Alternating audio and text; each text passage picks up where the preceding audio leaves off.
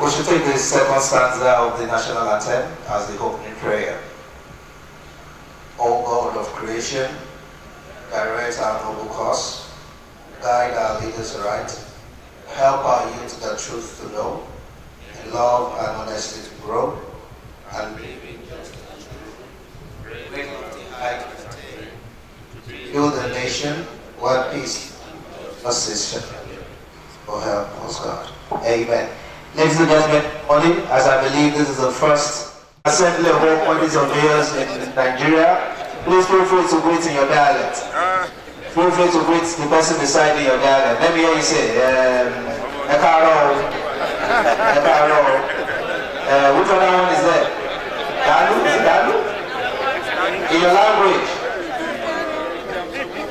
James Olu?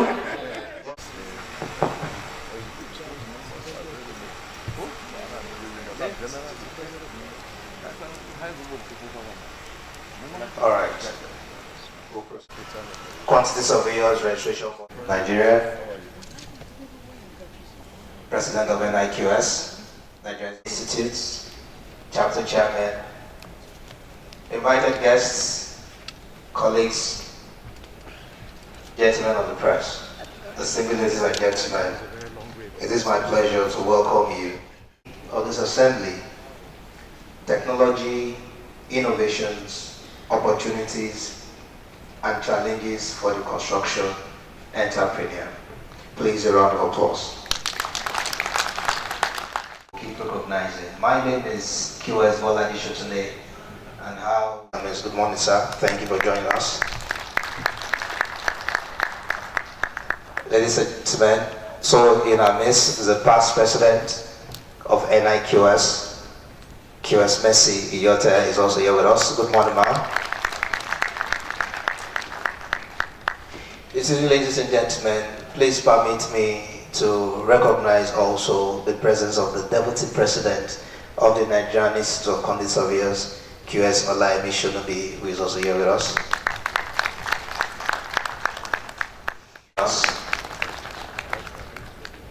I have the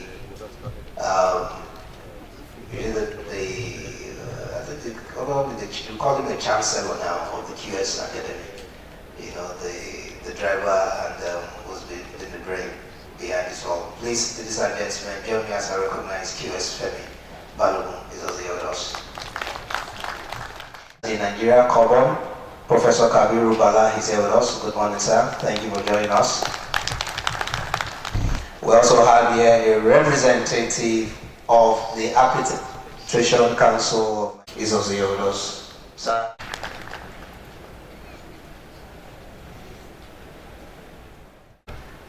Thank you for joining us this morning, sir. Great, great. Ladies and gentlemen, we have fellows of the Institute. A round of applause for yourselves. I do not know, maybe it's the people from Lagos that brought in the heat to Abuja. Abuja has been very hot since yesterday, and I heard it was not like this before. Trapped at the border. I know I am in Abuja, and I know be careful of what I say. But ultimately, I'm within my people, and if anything happens, the president of KSRBN is here to back me up. Please, a round of applause, please. Past President Alufohai Maoga, Past President Messi Iyota, distinguished members of the board, Deputy President NIQS, fellows, inductees, members that are here, the chairman of COBON, Council of Registered Builders of Nigeria, Professor Bala. Distinguished colleagues, good morning. Let me welcome you to the first segment of our annual assembly for the 2020 Quantityvsurveyors Assembly, which is also matched with the induction of over 200 quantity surveyors to have license to practice the profession. The profession of quantity surveying, though new, is moving ahead at an appreciable pace. We're approaching 4,000 membership. We need to wake up to our responsibility as quantity surveyors to ensure, one, that we give a good image of quantity surveyors professionally and nationally. Two, to move forward the frontiers of confrontation of corruption. And that's why one of the guest lecturers who had been sending apologies because they had other national issues and assignments, Ismagu, who promised to come here and talk to you. We're still hoping that he'll come, but in case he doesn't, it's easy to blame the flight, the flight cancellation, flight schedule. But he said if he is able to arrive in Abuja, he'll come in this morning. But assuming he doesn't come, I think I can stand in for him by telling you that, look, we as quantity surveyors truly have a responsibility to, deprofile Nigeria from this mess of corruption.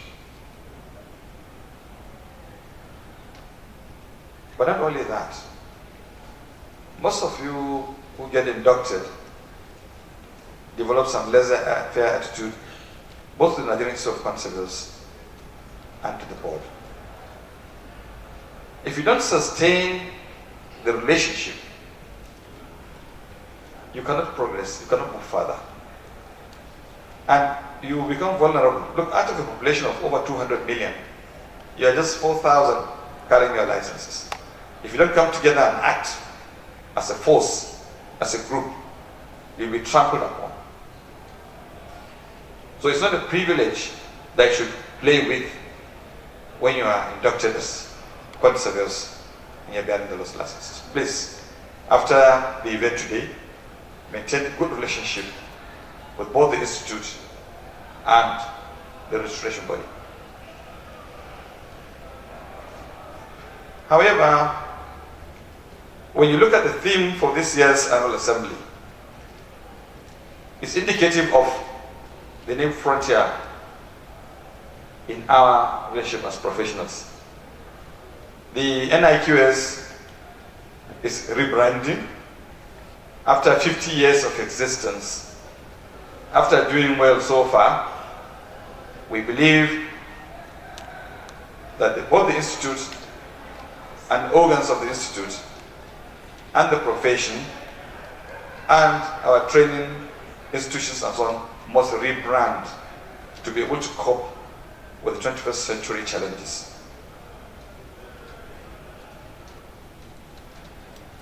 Our practices, our training, our, whatever it is that is involved in our lives is evolving, is changing. Therefore, we must maintain and sustain strong level of training,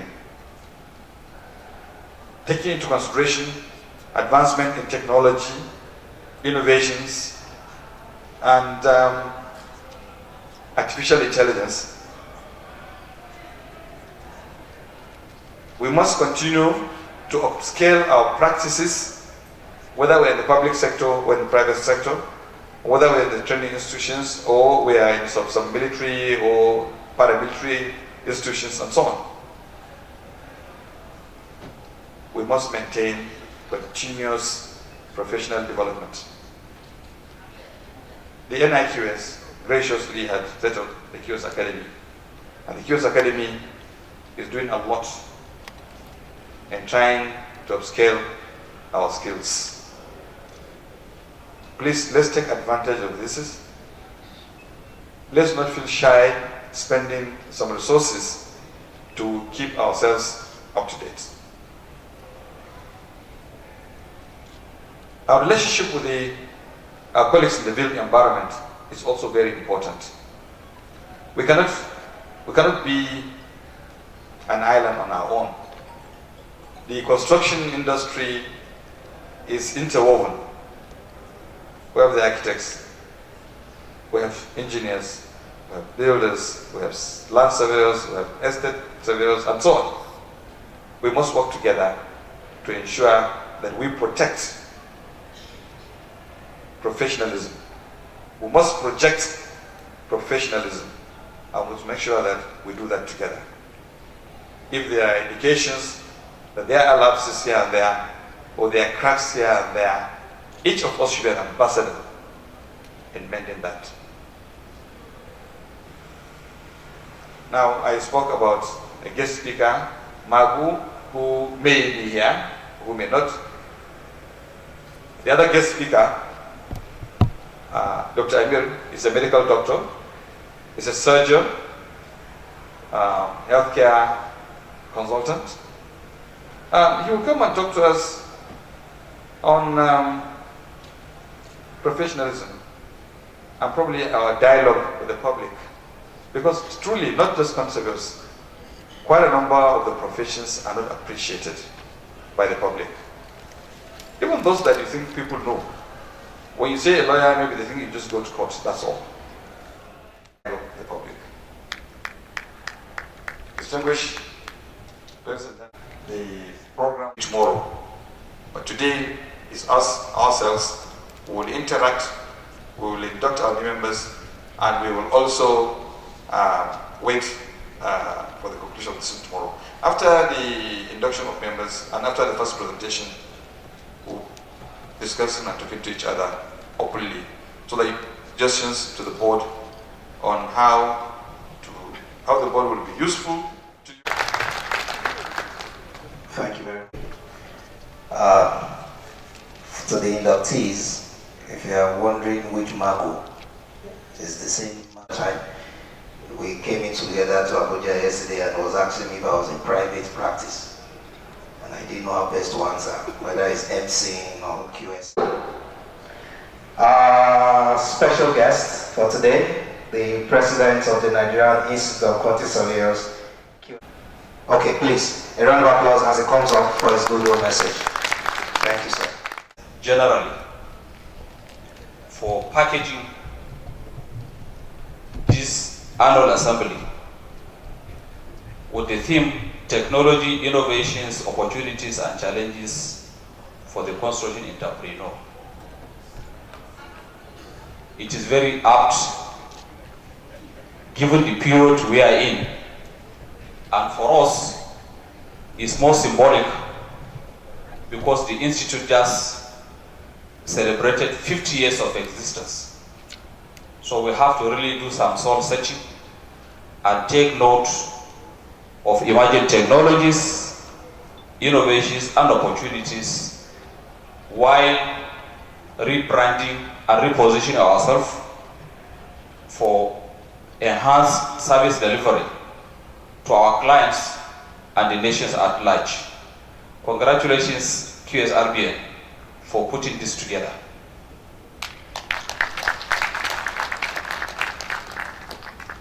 We are focused on scaling up capacity building, and this is exactly one of it. Our regulatory body putting this together is revalidating our own effort, also geared towards the same direction. The collaboration between the board and the institute is very fundamental in promoting the interests of members in the country and also outside. We are focused and we are on the same page on this dimension, and we shall continue protecting jealously this level of cooperation and partnership between the bodies. We cherish it and will continue cherishing it because of the fundamentals in our progress. Thank you so much for acceding to our request for our brand consultants to make a presentation on the rebranding as you graciously approved yesterday. That can take place either today or tomorrow, depending on our discussions and the time allotted to us. A very goodwill message, once again, for this beautiful program. And I want to call on all of us to take optimum advantage of the setting, interact, socialize, and let us look at means and ways of addressing the issues that are before us. Congratulations QSRBN, congratulations Quantity Surveyors, God bless the Federal Republic of Nigeria. Thank you. Specifically customized from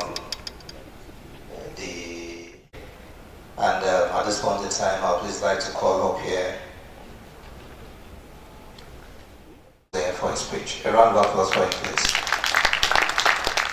Because we cannot afford it, but because the organs that form the healthcare system, the doctors, nurses, and other professionals, are always in conflict for simple problems that could be resolved with dialogue. So it's just not about every profession has problems with dialogue. And there are serious challenges, very serious challenges in interacting between professions. I mean, within the professions, let alone between professions. I'm sure you have a lot of arms in the build industry, the quantity surveyors, architects, civil engineers, and you will appreciate the fact that there are really problems between different arms of the build profession. So I just hope this dialogue we are going to have will shed a little light on how we can move forward in our professions, especially by dialoguing with other professionals and lay people, because actually the lay person is our main client, especially for the doctors. The lay people who know next to nothing about medicine are our major clients, and we only make money when people are sick. So yeah, that's the reality. So the dialogue is just not about professionals and educated people. It's about, I will define the public as we move on. Okay. Profession where architecture is and surgery, industrial era profession, engineering, and the many subheads of those regulatory bodies. That's the degree of autonomy that we have. And that is actually part of our social contract with the public. We have been given freedom to practice. And anybody who practices our profession without passing through the necessary credentialing will be sanctioned by the government. So the government has given us monopoly and autonomy in exchange for our expertise and commitment of public service. That's what forms part of the social contract that we're going to talk about. And that is where abuse will come in. You're giving monopoly and autonomy. And anybody who practices your profession or what you do without passing through the regulatory board, the training and the specific knowledge will be sanctioned. And because we are protected, so to speak, by government, by giving us the recognition, that is what's now make it incumbent upon us to discharge part of our social contract, and that is commitment, set of ethics, and public service.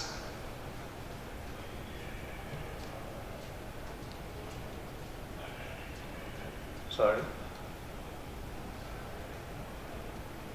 And then professionalism defined as active demonstration of attitude and behaviors appropriate to a given profession. Now, these are the defining characteristics of attitude and behavior, because those are specific to every profession. Skills can be acquired by apprenticeship. That, I'm sure, will be appreciated by almost everybody in any profession. somebody can acquire the skills of a given profession by apprenticeship. Knowledge is now democratized by internet. Everybody, professional attitude, that's the definition of an attitude, and a behavior. A predisposition that upholds the ideals of a profession and serves as a basis for professional behavior. While the behavior is the manner of conducting oneself to achieve optimal outcome in a professional task and interaction. Now, what is the public dialogue? Now, that's the crux of the matter. I didn't actually dwell on all the previous things because this is the main theme of my topic. So what is a dialogue? It is a discourse. It's not a discussion, actually. Because in discussion, you don't even need mutual respect. You can judge in discussion. It is not deliberation, which is actually not a discourse, just a thoughtful reflection. The purpose of a dialogue is not to solve a problem, but to find common ground and establish priorities for action. The process of a dialogue involves listening with empathy, searching for common ground, exploring new perspectives, and examining assumptions. The result, usually, of a successful dialogue is that it dissolves long-standing stereotypes. It overcomes mistrust. It leads to a development of shared mission and visions and alignment of objectives and strategies. Institution to be professionals, and therefore we have commitment, moral commitment to provide service to society. Sorry.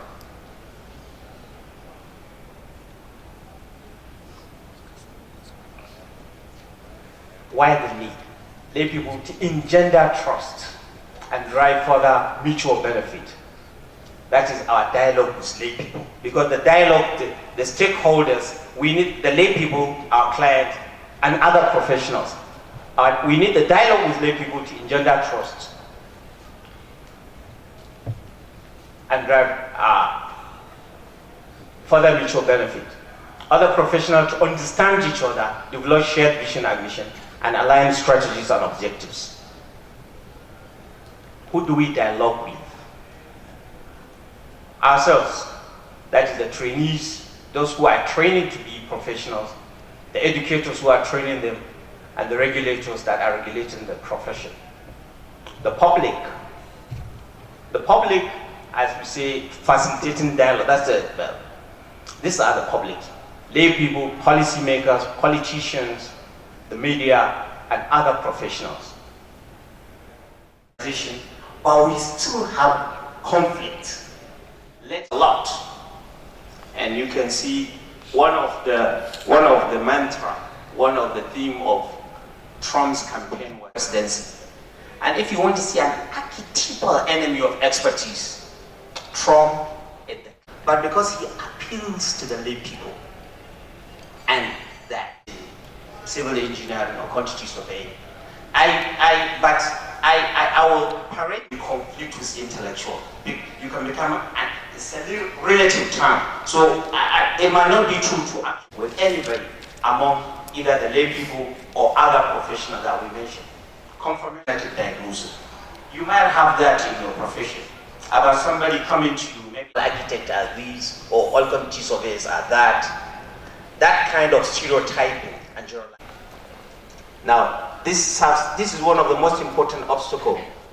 We have to overcome this.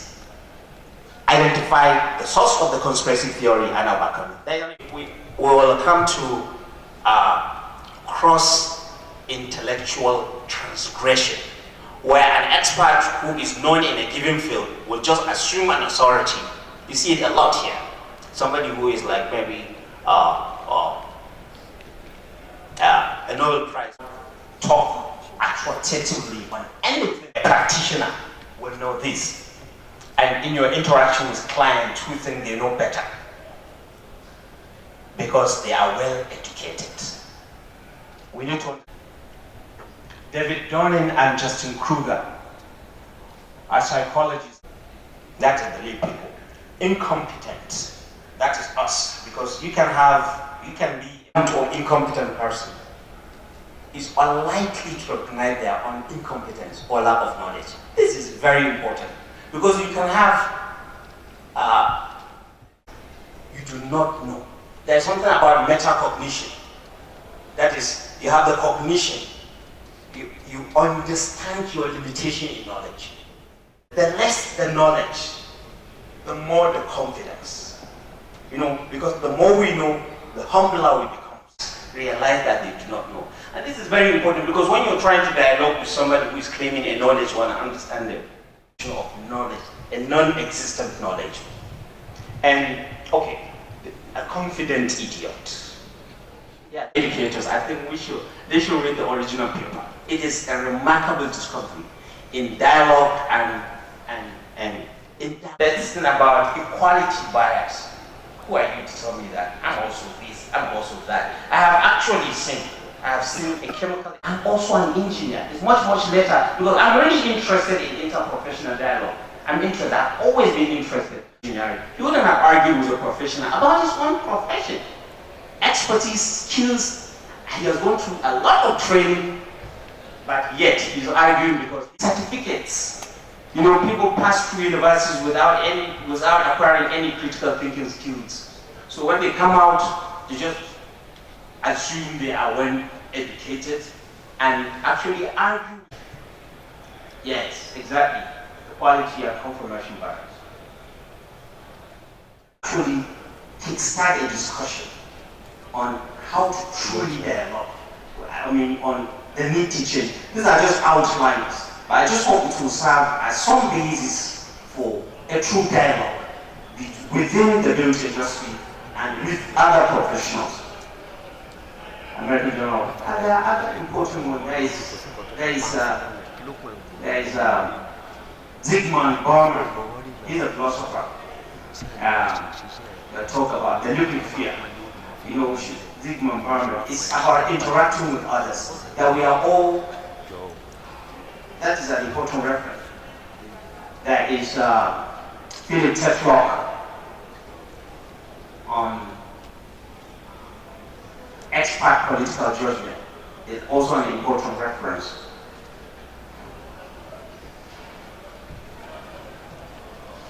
Okay, thank you. That's the end of my.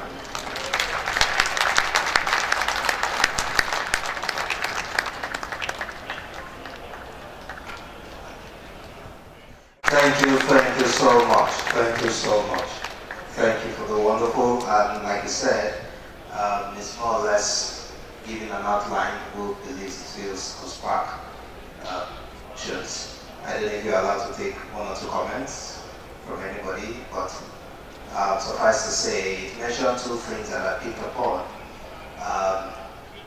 Quantityvsurveyors, QS can go off track. I don't know whether the president, I don't know how we sanction that one. Just go on strike and not the QS. Anyway, the other thing is about this, doctor. So let's talk about the interprofessional dialogue. And just on Friday, I had this issue with a doctor who felt that what do you do as a QS? You're not a QS. How do you know I can do your job? It's not just to call a contractor and just perhaps talk about I have to finish this thing. It's because there's something coming out of it. You know, it's what's there. It's not just to get the quotation and I will discuss contractor and cost. And I told him also that, okay, I'm also a doctor. And he said, what do you mean? I said, if I have anything, I take paracetamol. I administer drugs to myself. You know, that I'm a doctor. So I just feel it's something that's really was spot on. You touching on that was spot on, and Yes, well, I'm going to just give another instance. In 2008, I built my house. It was built by a quantity surveyor. And I came up with an impression of quantity surveyors as actually truth. But having come into contact with my elder brother, and through him with a lot of quantity surveyors, the NIQS, QRBN, I was shocked to discover that these are upright people with remarkable professional ethics. So that's the dialogue. But it took me almost 5 or so years to come to that conclusion, because I was coming with a confirmation bias. Just looking at them, these people. It's one of them that did that. But the dialogue actually took time. But I was made to understand that it's just a member of the profession that misbehaved. And that is why we really need to take care of our members. They pay dues, right? So we should, there has to be to prevent me from operating on a patient. We need dialogue. Dialogue is very important, but it takes time. And we are coming with a lot of packages. It's very important that we understand ourselves, our fears and our expectation, before we can have any effective dialogue. But thank you for Thank you. And we hope with these few points of ours, we'll be able to convince and not to confuse you that quantity surveyors are upright professionals. A round of applause, people, once again. Ladies and gentlemen, I want to call up for a goodwill message. Surveyor Alhaji Kawu is here with us. Sir, you are welcome for a remark. I introduced him as the Chairman Council of Registration Builders of Nigeria, but I also like to mention that he is the incoming Vice Chancellor of the University. Ladies and gentlemen, please join me as I welcome up here Professor Kabiru Bala for his remarks. The past presidents of NIQS, I think there are 3 of them, the members of the board, members of the Council of NIQS, fellows, members, distinguished ladies and gentlemen, good morning.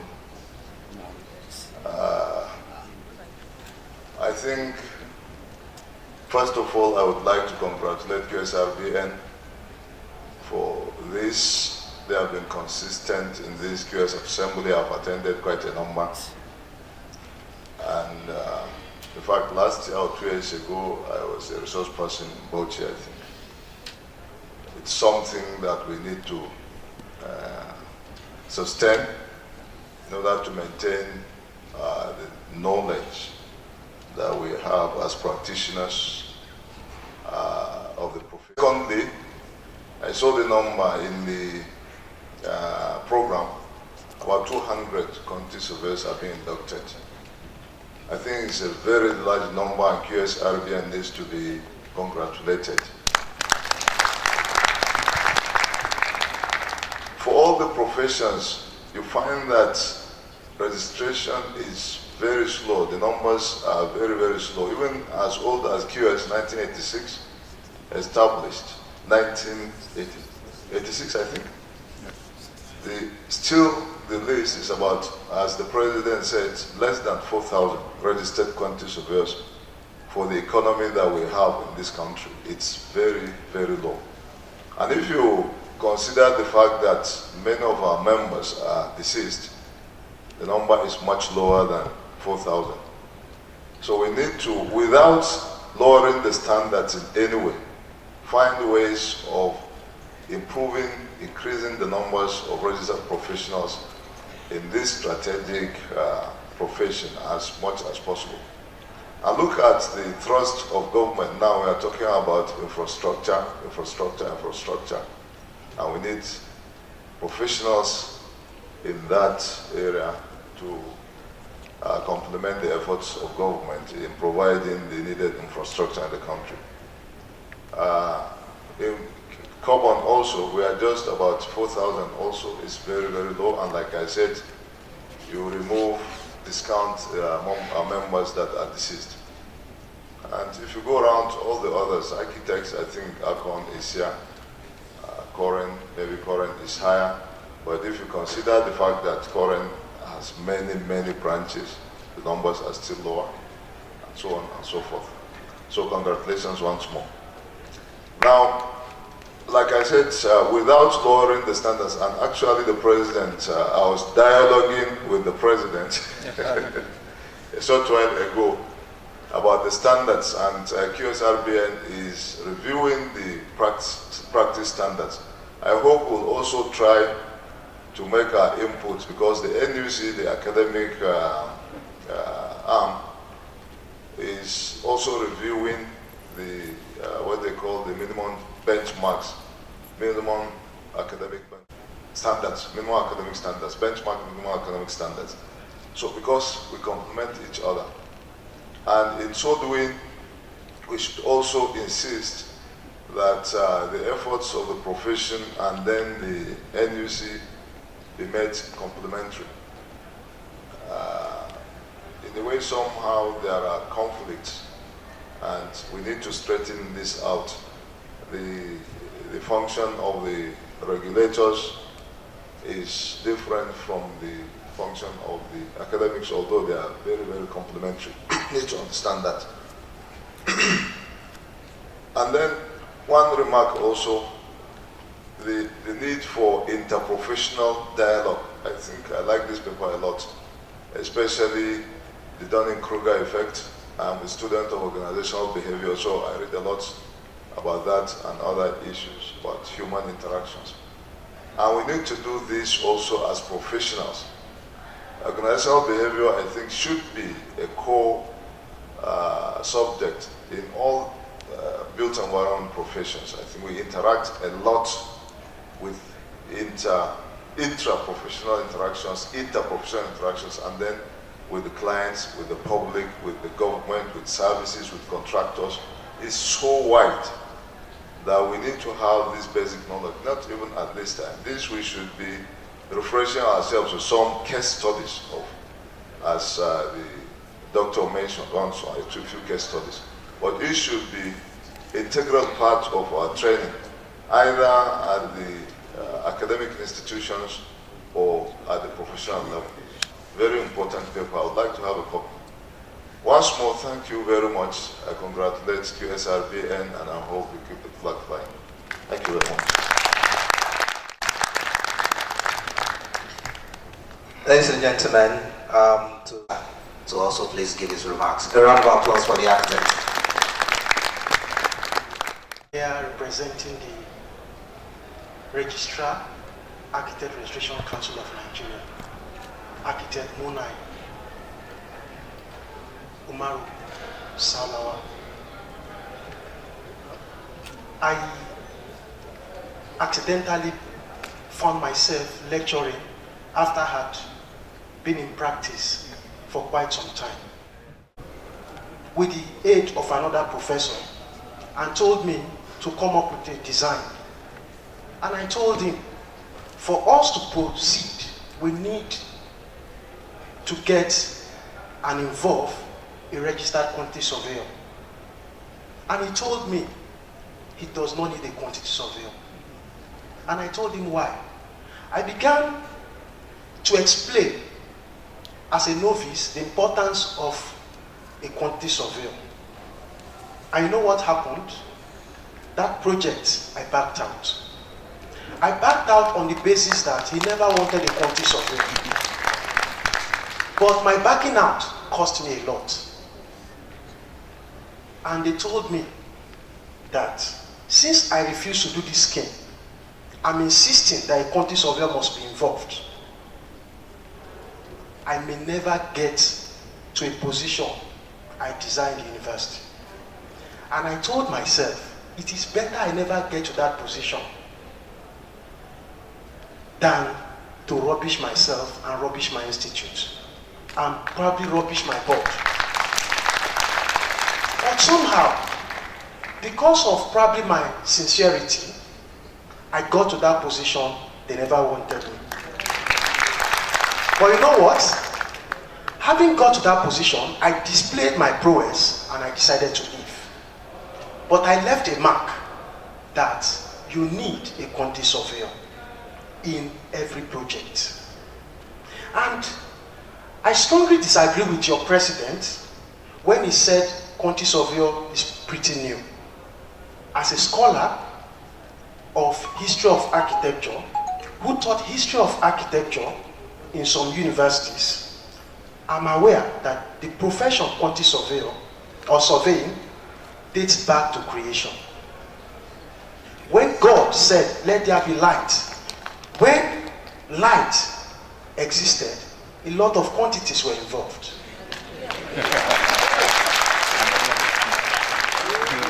When God instructed, when he tried to separate, on the third day he tried to separate the formless world that existed before earth existed, on the third day when he tried to separate the earth from the seas and call the earth earth and the seas, a lot of quantities were involved. Estimating was involved. And as a historian who has been involved in working with some world historians in architecture, I'm aware that the earliest cities that existed, Mesopotamian city, where you have, aided by river Tigris and Euphrates, along the banks of the river, they were scooping building materials. Quantities was involved. And I'm aware that shortly after that creation, the first civilization that ended, where God now began to talk to Noah to rebuild an ark, quantity surveying was involved. And I'm aware that the early cities that existed, quantity surveying had emerged. And I'm aware that from that time till this very moment, quantity surveying has always existed. The issue now is we try to professionalize it, isn't it? In an attempt to professionalize it, I now agree with the president when he said it is new.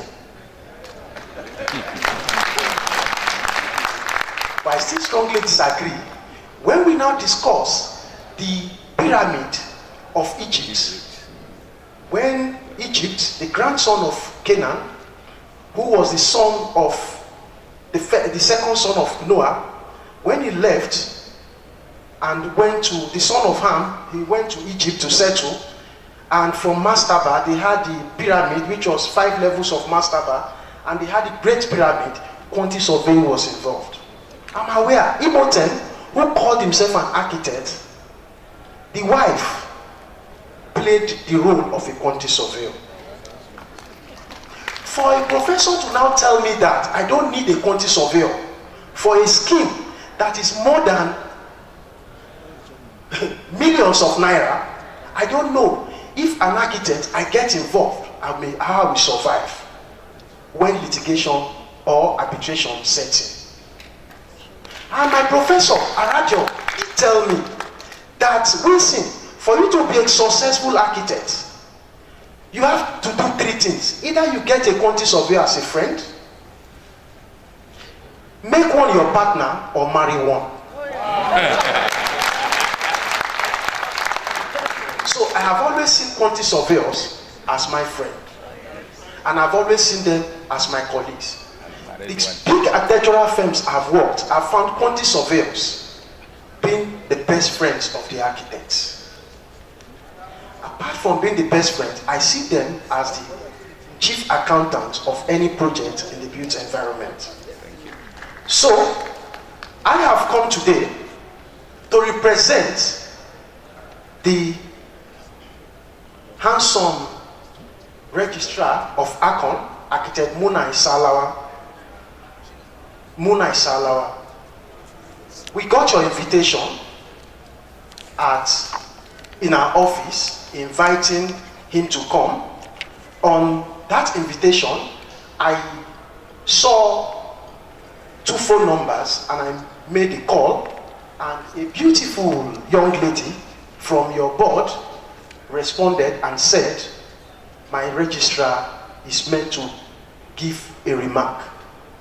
And I told my registrar, you are to give a remark.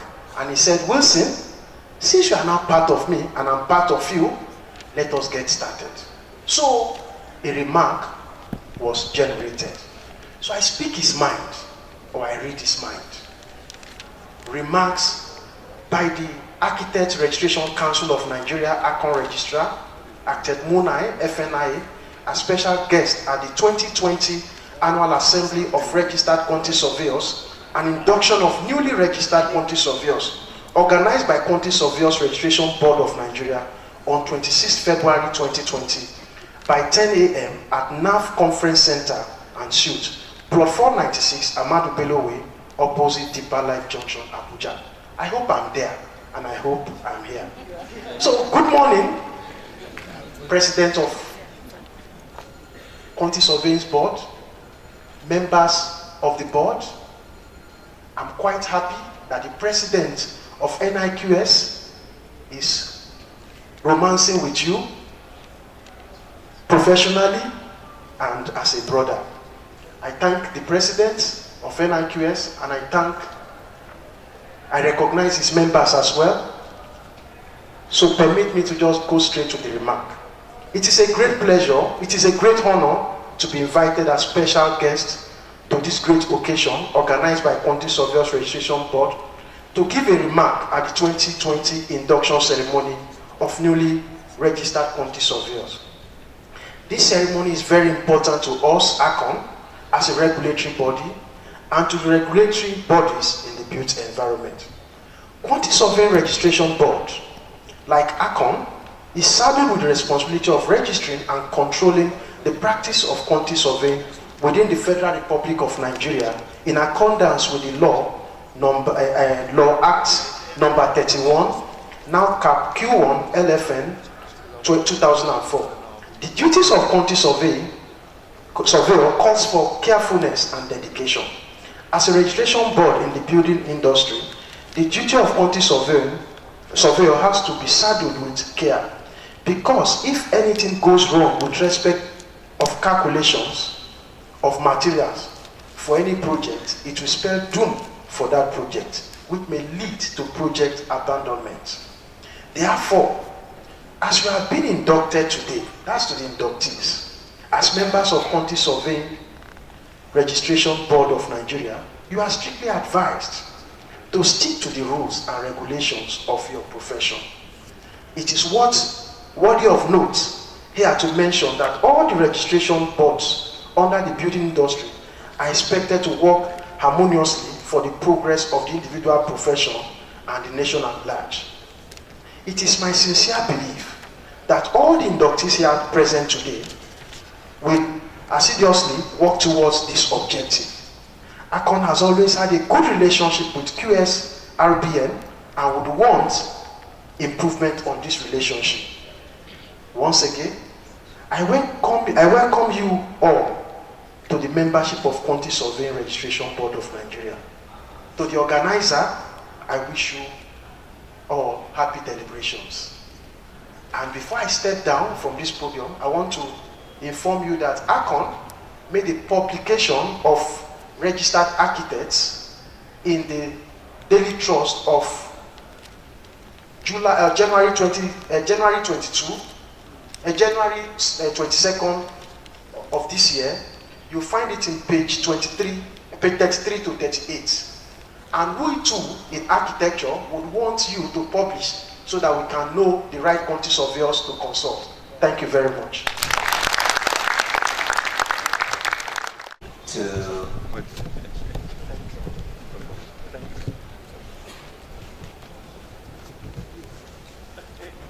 Well, just to respond to Prof, we actually published our own list too. I think it was sometimes in November. Yeah. Yes. I think we'll give you the details. But we're going to publish the current one on the 1st of May. Yeah, we'll publish the papers and we'll send it to you. And also, because of the, we'll get you a copy of the history of the NIQS and history of conserving from history to now.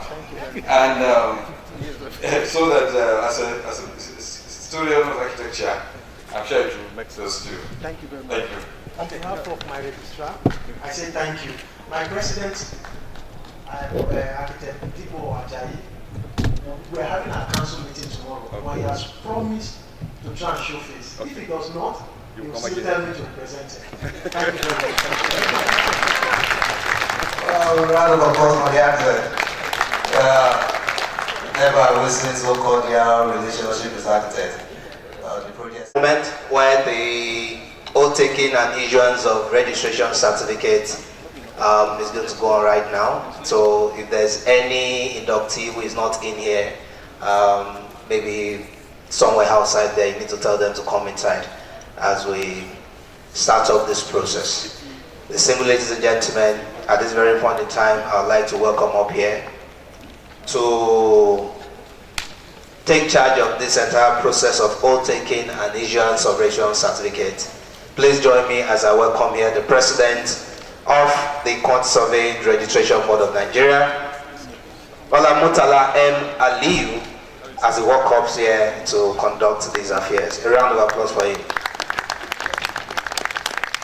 Only going to represent yourselves, like I said, you are going to represent your families, you are going to represent the profession, and all of you are ambassadors to the profession.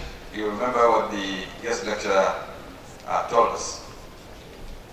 So, do you have copies of the oath with you? Are we ready? Now, in addition to those to be inducted today, there are 6 others who last time were not around to take the oath, and the certificates have been held back, but they're here with us today. So after administering the oath, we will also collect their certificates. The swearing or administering the oath is very essential in this. In addition to this, there are other 4 members. I think no, 6. Huh? No, there are other 6 members who will not be here. Do solemnly swear and or affirm that on registration as a quantity surveyor, that I will be upholding the integrity and the dignity of quantity surveying profession at all times.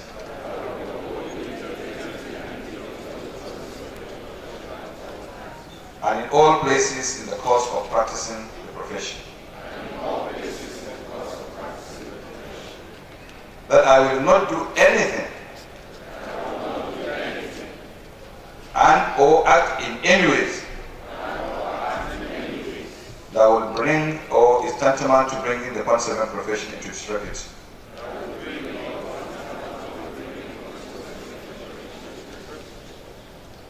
That I will abide by all rules and regulations set by the board in controlling the practice.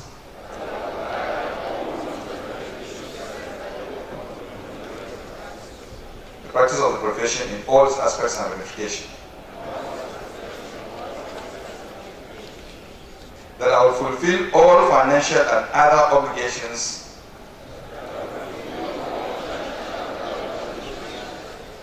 sanctioned by the board for the continual placement of my name on the register of the registered quantity surveyor.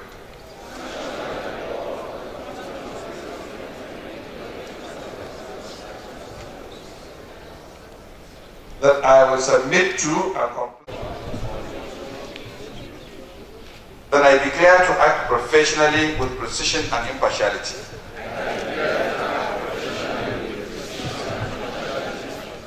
That I declare to do everything possible to improve professional competence.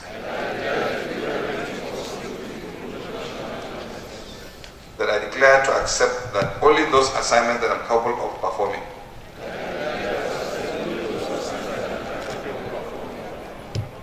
That I declare to inform QSRBN of any relation that can be considered or interpreted as conflict of interest.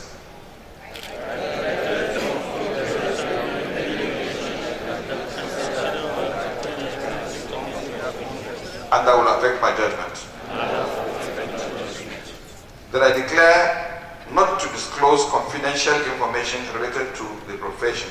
I declare not to disclose confidential information related to the profession.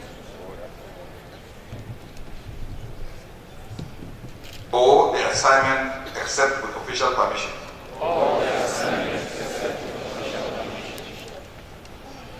That I declare not to commit any behavior that would affect the reputation of the QSRBN.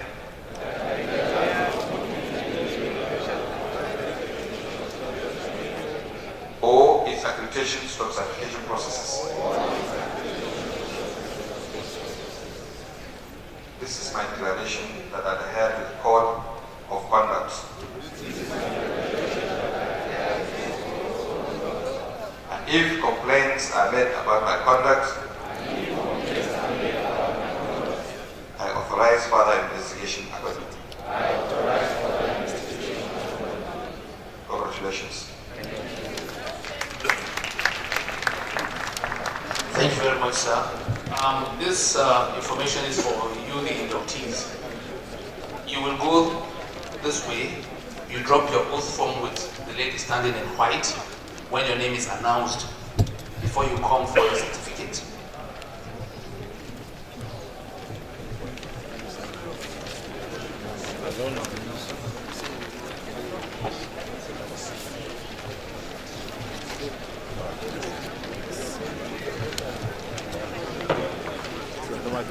Please sit down.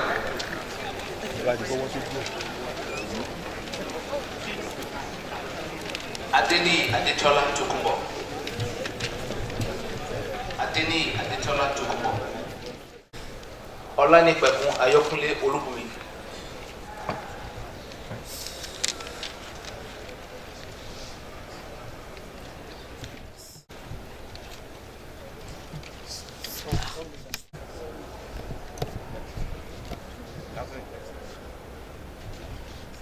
Mustafa Yahya Abba. Mustafa Yahya Abba.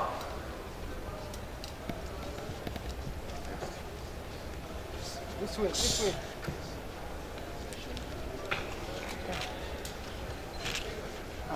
This one is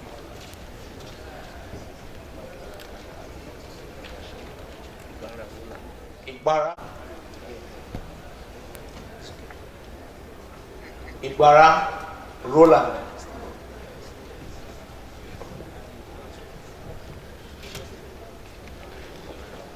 Shehu Abubakar. Shehu Abubakar.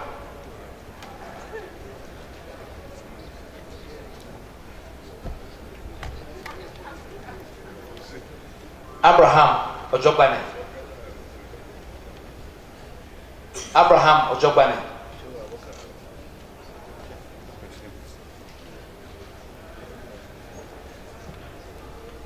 Bolade Oladipo Fumilola.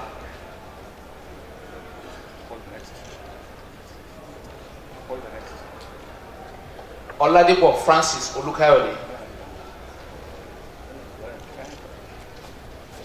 Oladipo Francis Olukayode.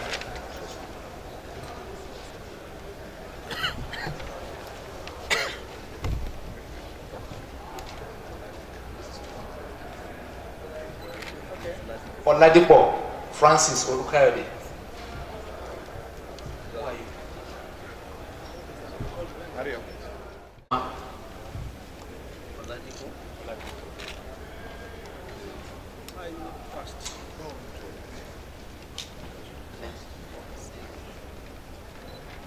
Nwosu Okuridiri Samuel.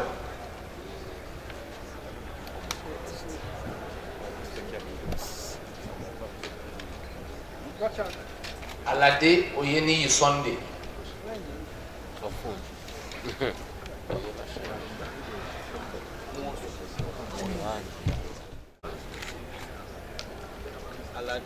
Ogumola Oluwake.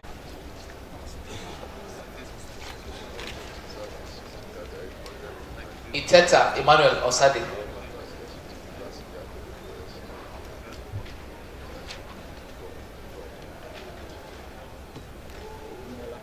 Mahomi Noyo Joe.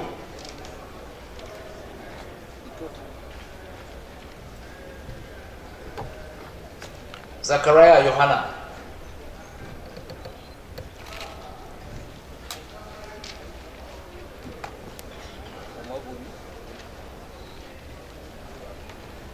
Odutola Tosin Bukola. Odutola Tosin Bukola.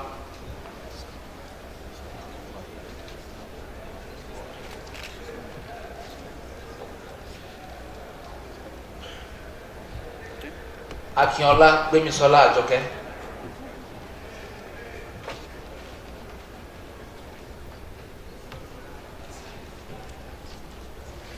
Awoni Olusegun Olajide.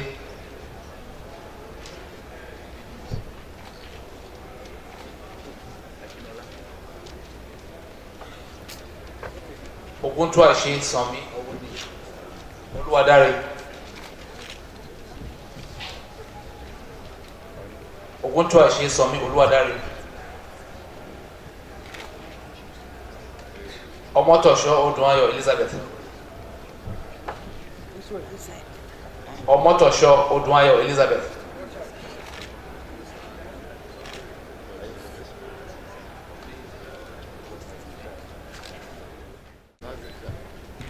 Oshiboti Elizabeth.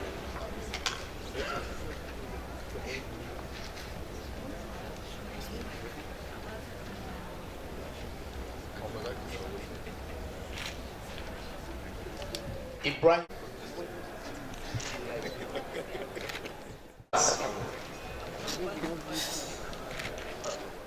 Genevieve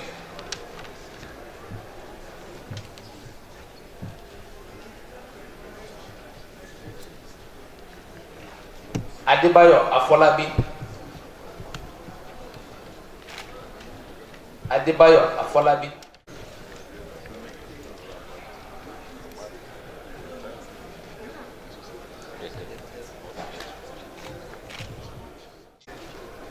Jimo Hakim.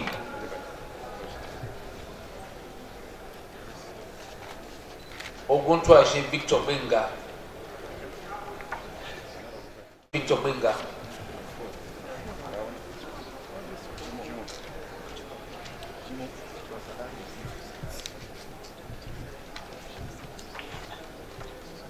Husseini Abdul Hafiz.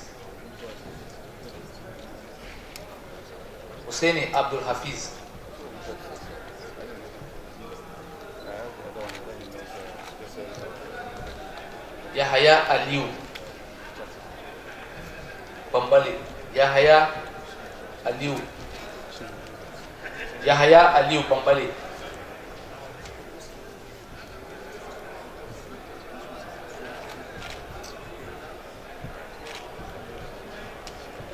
Abiodun Oluwakayode Temitope.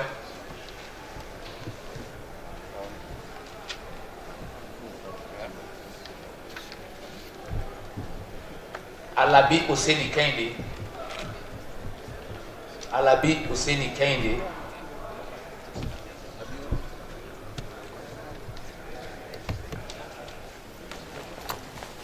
Nwachukwu Ikechukwu Michael.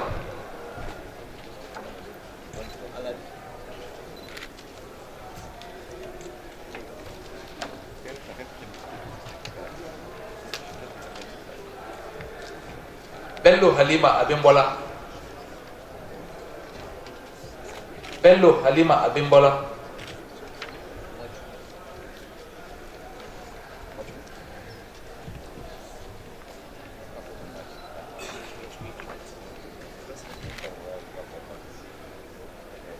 Amobi Said Olalekan.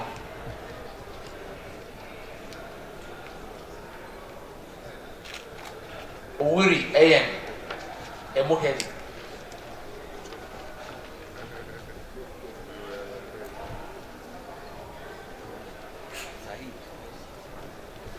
Oji Ronald Chijioke.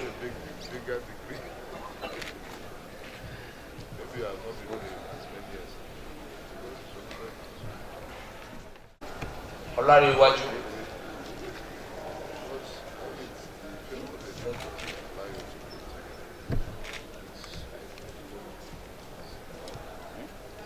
Lukman Olariwaju.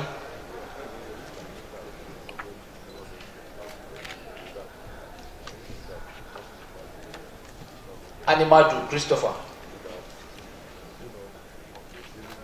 Animadu Christopher.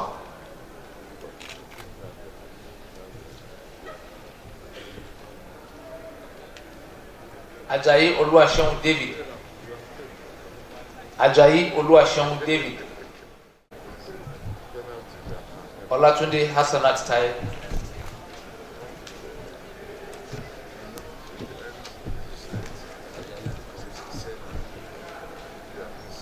Yusuf Yetunde.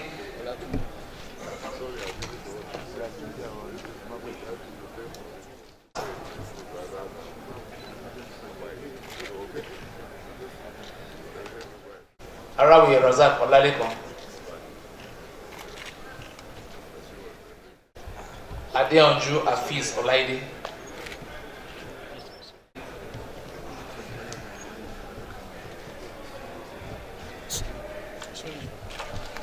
Albara Enoch Muazu.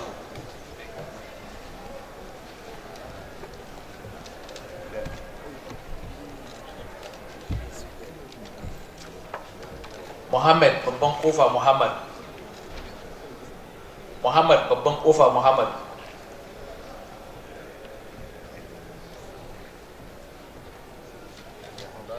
Idowu Ayobami Oluwaseun.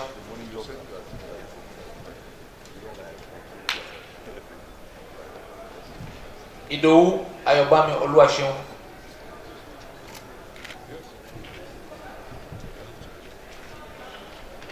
Simon Egbe Bridget. Egbe Bridget.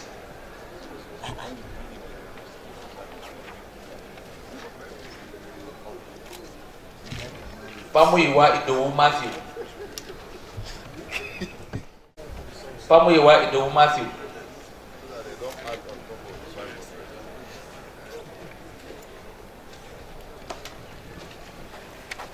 Abdullahi Mohammed Bala. Abdullahi Mohammed Bala. Odelade Oluwaseun Moreni Keji.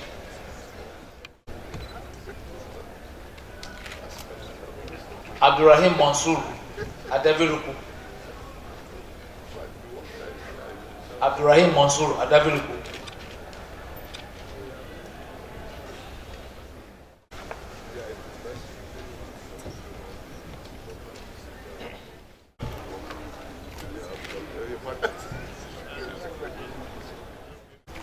Otubu Iho Wealth.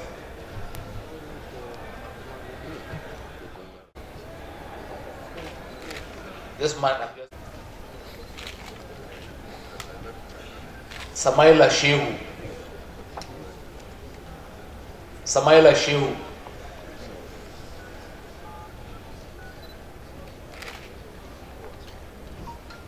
Akinsola Olaoluwa Emmanuel. Akinsola Olaoluwa Emmanuel.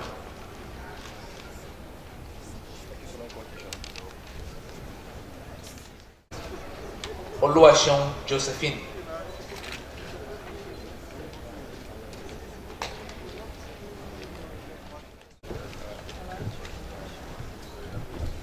Henry Eze Rosemary.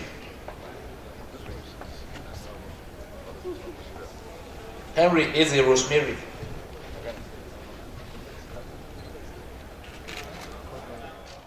Kayode.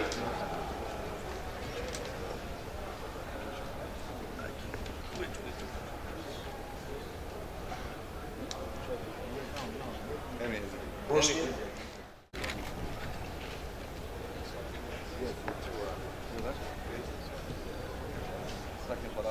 Oguntoye Temitayo Kayode.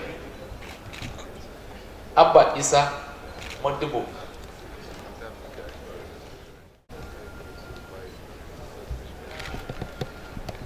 Uzoma Clementina Niji.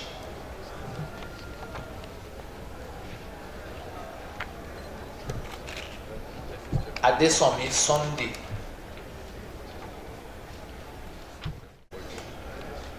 Husseini Fatima Ibrahim. Husseini Fatima Ibrahim.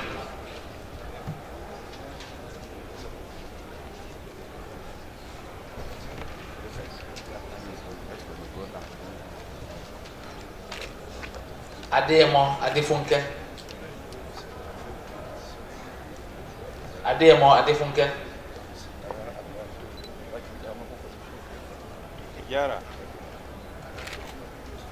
Ali Hassan Yerima.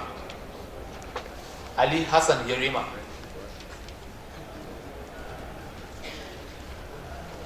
Ali Hassan Yerima.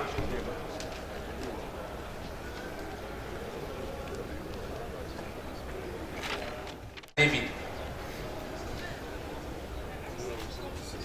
Abu Obadiah David. Is he not here? Banel Charles. Sambo Banel Charles.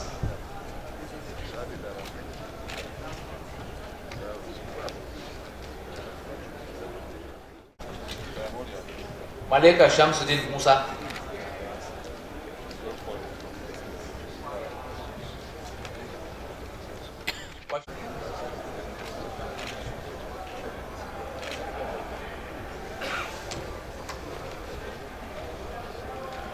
Please don't keep our president standing for long. If you are called, just hasten up to the podium, please. Joey Tosin Samuel. Abdul Malik Mohammed Dagi. Abdul Malik Mohammed Dagi.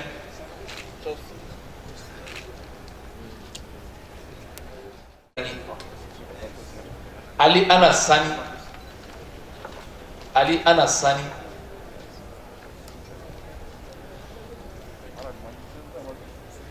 Bako Sani Rabiu. Bako Sani Rabiu.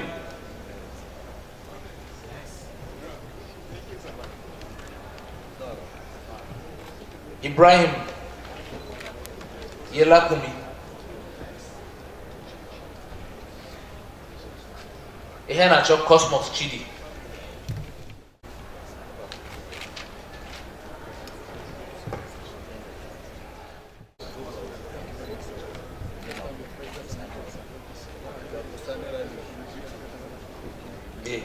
Ohaka Reginald. Bature Muhammad.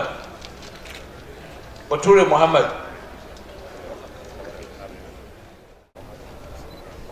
Ibrahim Aminu. Ibrahim Aminu.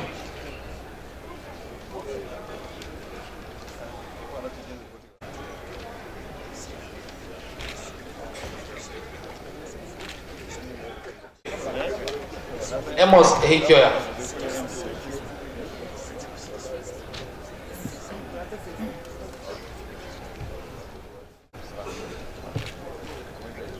Ebohime Tolulope Ehije. Ebohime Tolulope Ehije. Olofinsawe Moses Akinloye. Daramola Timitayo. Daramola Timitayo.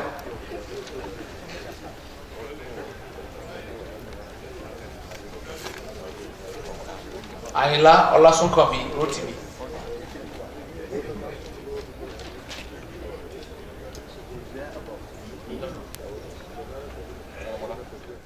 Taiwo Mary.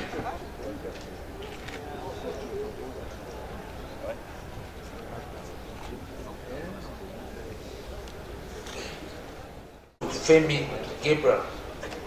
Ajoru to Femi Gabriel. To Femi Gabriel.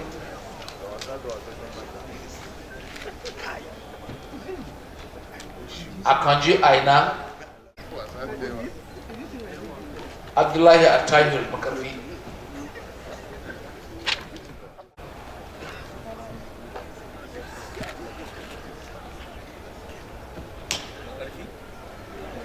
Abdullahi Atahir Makarfi. Akanji Adeni Ojo.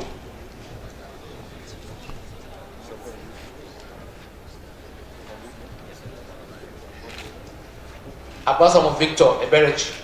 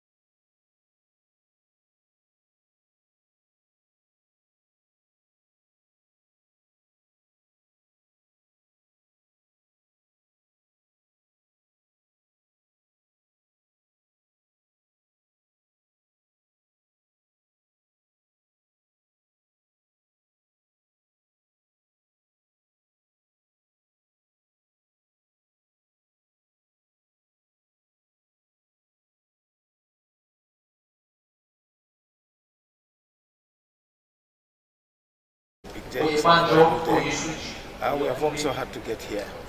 So congratulations to me and to all other inductees as well. Okay. Yeah. So what do you see? What's the way forward? What do you see? What's next? I know as a professional, this is a career booster. And likewise, you can't do anything without your professional certificate. You're just like a semi-quack if you're not registered with your professional body. So it's very essential for the profession and equally the nation at large, because you cannot just be practicing without being a member of a body that is set up by the government to regulate the professions of what you are practicing. So it's a very big boost, and well, we thank God that we are here today. What do NT Properties expect from you now, from onwards? Well, super, a lot of exciting and well-packaged deliveries coming on the way, inshallah. Thank you very much. Thank you. I see a number of inductees here today, very few women. Let me start by saying congratulations. Thank you very much. As a woman, for you, was it more difficult? I don't think the profession is that difficult as it is from the male and the female. It's just the same thing.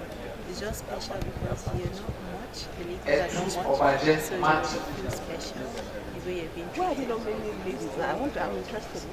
At first, even afraid of the profession, they think as though the profession is more for the male, but as the modern world, as we're now in the modern world, a lot of people now realize that what a man can do.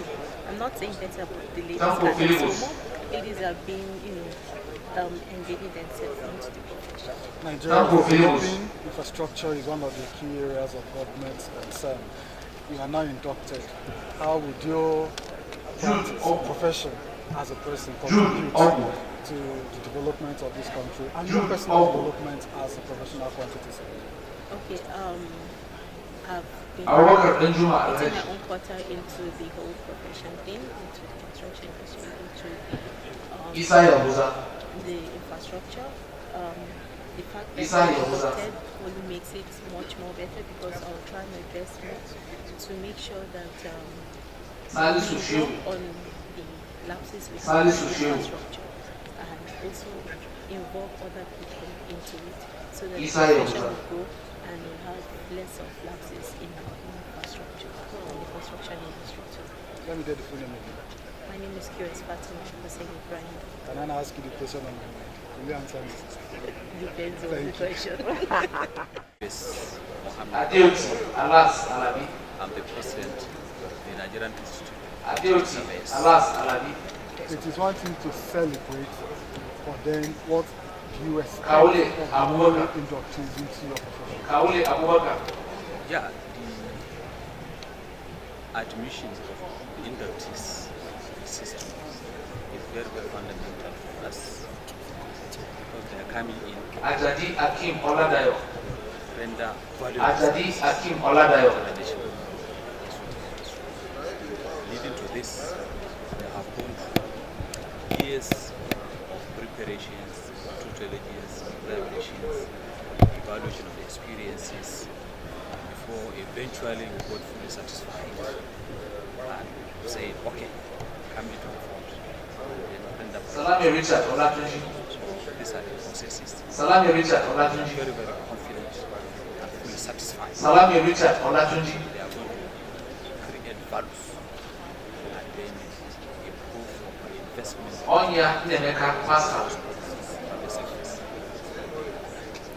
Doing this, Bala Me Auduga Muhammad.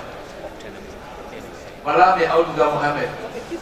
From here, we know that one of the major problems of all the professionals is the built environment factory. Do you have some challenges now? What are you doing about it? Yeah, one of them is a phenomenon that is not only limited to quantity surveying, the industry, the industry, but all other places. We have our own share but then sensitizing and sending messages to those people who are in doing the wrong way, that there are rules, regulations, procedures for them to aspire and get qualified. But in the event that they choose to do without complying with the rules and regulations as enshrined in the Quantity Surveyors an agency can come to the regulatory report of Quantity Surveyors in this country if they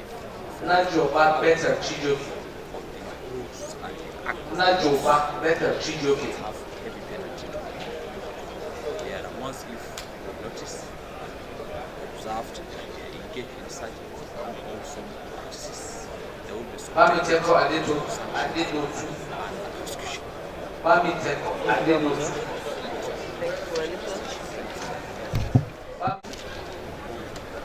Abdullahi, Idris Mohammed Abdullahi.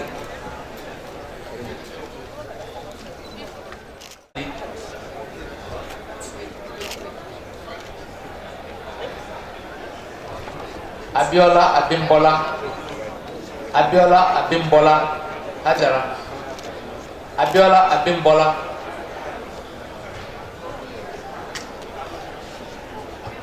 Japhet Elri. Japhet Elri. Amos Samuel Shitu.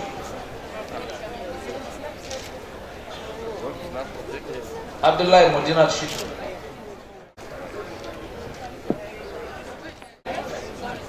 Abdullahi Hamidu.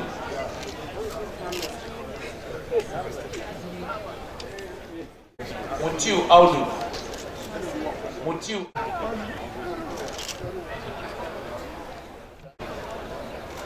Etefia Chris. Yapo Joseph.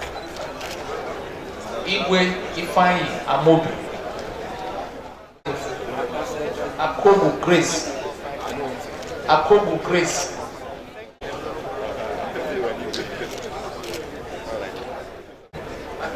Adigun Olaiton. Olaiton. Adigun Olaiton. Abubakar. Shehu Abubakar. Imashek. Ibara Roland.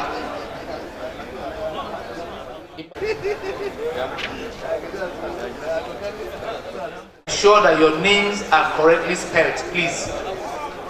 Check your certificates and ensure your names are correctly spelled.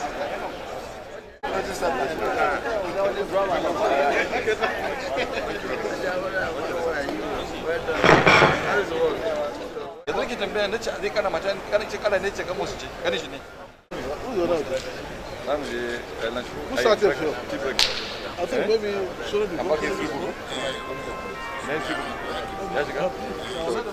Upstairs is for our distinguished guests, our fellows, and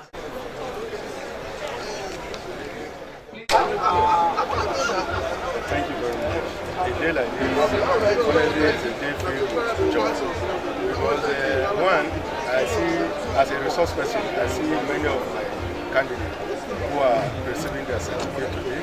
And as a member, as a chapter chairman, I'm also very happy that my members are being certified today to practice the profession. They are receiving their license to practice the profession.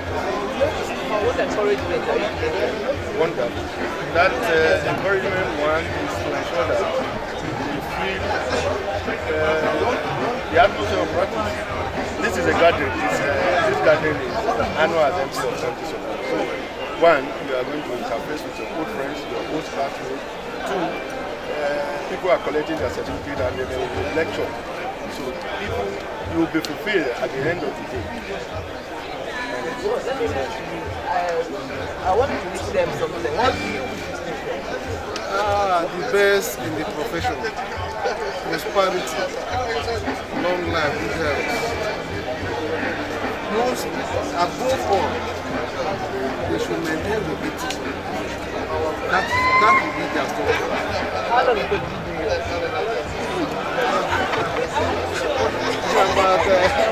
About 10, 15 years ago. Was it the same kind of? I think the aura is becoming better and better.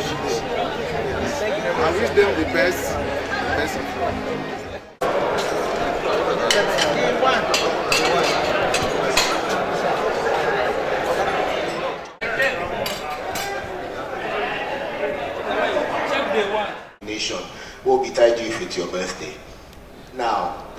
reality about that is the future has changed. I said I had teenagers as children. I don't pay for DSTV, I don't pay for cable television. The only thing they demand I pay for is internet. 95% of the time, they Google their homework just to check to see if they're right. Now it comes to a point where my son is almost about to do the A-levels, and all he's looking at is things that I learned in university year 1, year 2 about physical structures and everything, and I'm thinking, how come they're teaching you this right now? But when you look at the educational system we have and the fact of where we are, you start learning that there's a difference in what they learn and what we are expected to learn. Now, I looked at what I learned from the profession itself. Now, your profession is driven by working with the design, working with measures, attributing cost, and looking at what you're building. Those, you drive into what you might call something that you identify, you execute, and you understand the certain things based on what the customer wants. But what are you looking for ultimately?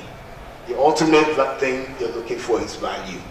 And like I said, it's a conversation, and my conversation today is going to strictly revolve around the technology that you use to get value. It's not going to tell you about, oh, this is what's happening in your industry, because to be honest, your industry is going to change. There's modeling right now, so how many people are going to be using T-squares and T-boards all over time? 90% of what you're doing right now is going to be attributed to an output.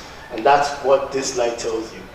You have the skills, that's without doubt. You have the knowledge, you have the tools, and the technology is becoming different every year.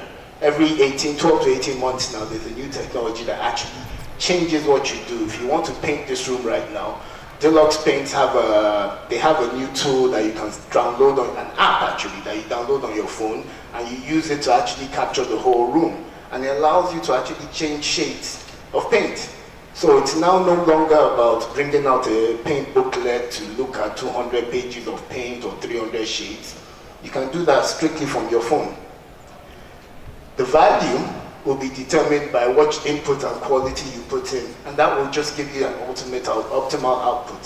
What you're doing right now is actually looking for us to also have that conversation. Your worth is not about how much you can cut off anything anymore. As a quantity surveyor, you're probably looking at the dollars and cents, you're looking at the numbers and how high and how much they get to, but the truth at the end of the day is what you really should look at is the quality of the output. Because the quality of the output is what determines your returning customers, is what determines what people say about you when you actually leave a job. Now, in reality, I tried to look at what was going on in technology and quantity surveying. The truth is, we all understand the construction market is going through a total different revolution. The housing market crashed in the US in 2008, caused an economic downturn, recession everywhere. Everybody was looking for a way out. When it picked up about 2010, 2011, there was still a demand for housing. But what did that demand teach us? That there are different ways in which you could actually do different things. You're able to actually start using new technology to build. There are buildings right now who have strictly solar panels on the roof. Now, how does a quantity surveyor get in touch, or how do you start learning about those kind of technologies? It's very simple, the information is everywhere. There are buildings which are built to actually reflect the way heat. In Lagos right now, the temperature is unbearable. Nobody wants to be outside, nobody wants to be in traffic. But once you walk into a building and immediately your body temperature cools down, but you're not expending so much money on heat, on cooling the place with 200, 310 ton horsepower ACs. It's actually up to you to actually look at how can we maximize the effect of heat or the effect of the coolness of this and utilize it within the structure that we're putting up in place. There's a rise in building information modeling. Now, very key again, it's technology that's applied within your profession to actually look at how you can fully plan, design, cost, and construct, and even maintain the building after you leave. And that, I believe, is something that we all need in Nigeria. Every building I walked into in Abuja looked as if it was built in the 1960s or 70s, even though most of them were completed in the 90s and some are still being built. But you'll see somebody pull one wire from over there all the way to there. if you look up here, as beautiful as it is, you still see some flaws because maintenance wasn't actually captured in the remit of most of the people that are delivering these projects. Now, they're going to have to come back to you to actually help determine how they're going to maintain these buildings. What value does technology bring to you as a modern worker? In reality, the first thing I'll say is it enhances your output. By taking what you've learned and applying some tools or trade to it, you're able to actually be able to increase the output that you're giving the customer. It enhances your value. Because as a resource person, because that's all we all are, we're just resources within a bigger project. As a resource person, you're able to actually enhance your own value. If they valued you, what does he do? All he does is the QS aspect, I really don't mind him. Suddenly they're calling you and saying, yeah, I saw the work you did over there, and at the end of the day, we're able to get this, this, and this out of it. That actually gives you and your profession an enhanced value within the range. You're able to save costs and put your budget out there on time. PIM helps you in that phase. You're able to actually take historic values, add it to what your new project is, and take a look and see exactly how you develop and build over time, and that's just more and more. And the value of today's work is in tomorrow's referral. 90% of the work you will get will be because somebody saw something you did and you did good.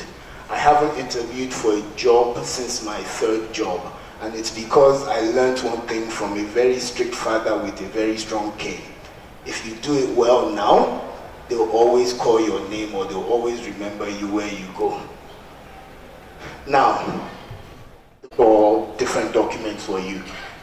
Within your profession, you're sharing a lot, but the time it takes for you to share certain things will determine how quick you're able to bring things out. 90% of the time, businesses are using chats and messaging. In fact, collaborate with third parties. A few weeks I was with EcoBank's senior management, and they told me EcoBank is in about 16 different countries in Africa. And I was like, so how do you communicate? They said, oh yeah, we have an internal chat tool that everybody has on their phones and on their laptops. See what we're talking to ourselves about internally. Now imagine you're working with maybe a big name like Julius Berger, and then your M&E guys are in Italy, your structural guys are in Dubai, your third-party guys are in South Africa. Because the world has shrunk to that level right now. How do you communicate? If you send an email, you will receive a response to that email the next morning, wouldn't you? Or maybe over the weekend, you receive it on Sunday. But if you were chatting with them, and if it's a business, if it's real core business and you don't want to use WhatsApp, you can chat with them on Skype or on Teams or other tools. Even some people actually use Instagram to send pictures so that they can actually see exactly how the build is going on. If you chat with them, you receive a response immediately, and that enhances your ability to deliver faster. Document management system. Your profession probably produces reams of paper. And the funny thing about life is those reams of paper are disappearing by the day.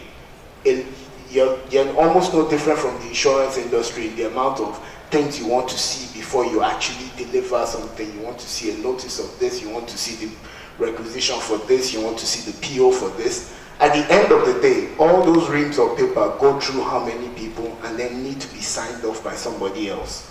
How do you do it if you don't have a document management system?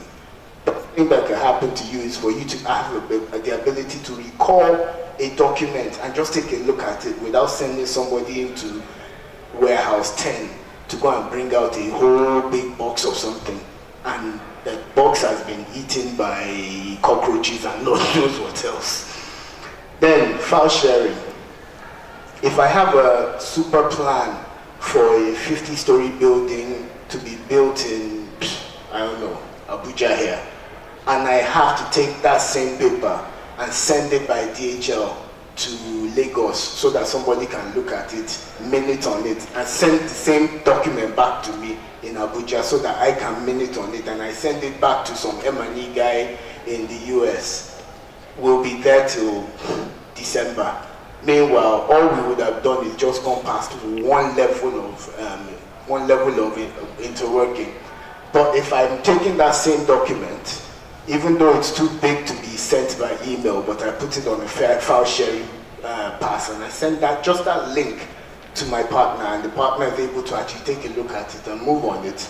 90% of the time, your work will be enhanced by that, and that's key again within your profession and within the people you work with. As a QS, you're working with the guy doing electrical. These days, you're working with people in IT, you're working with people in building management functions, and you want to be able to actually deliver at the speed of light, because that's what the customer wants. An extra day for a worker on site will create havoc.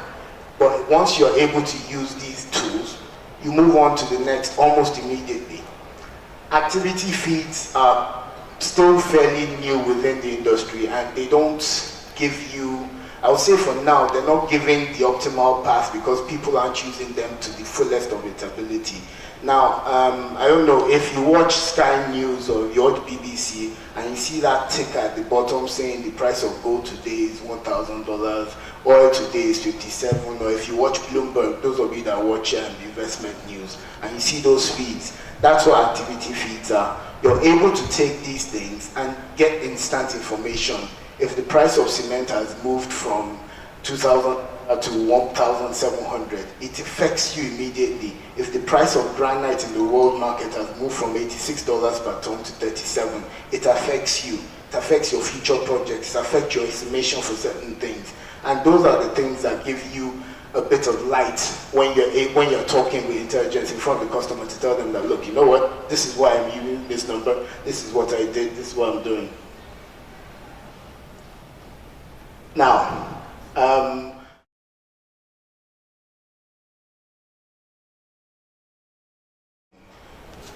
you have the analysis, which you need to do, and in analyzing, you will coordinate with a number of people.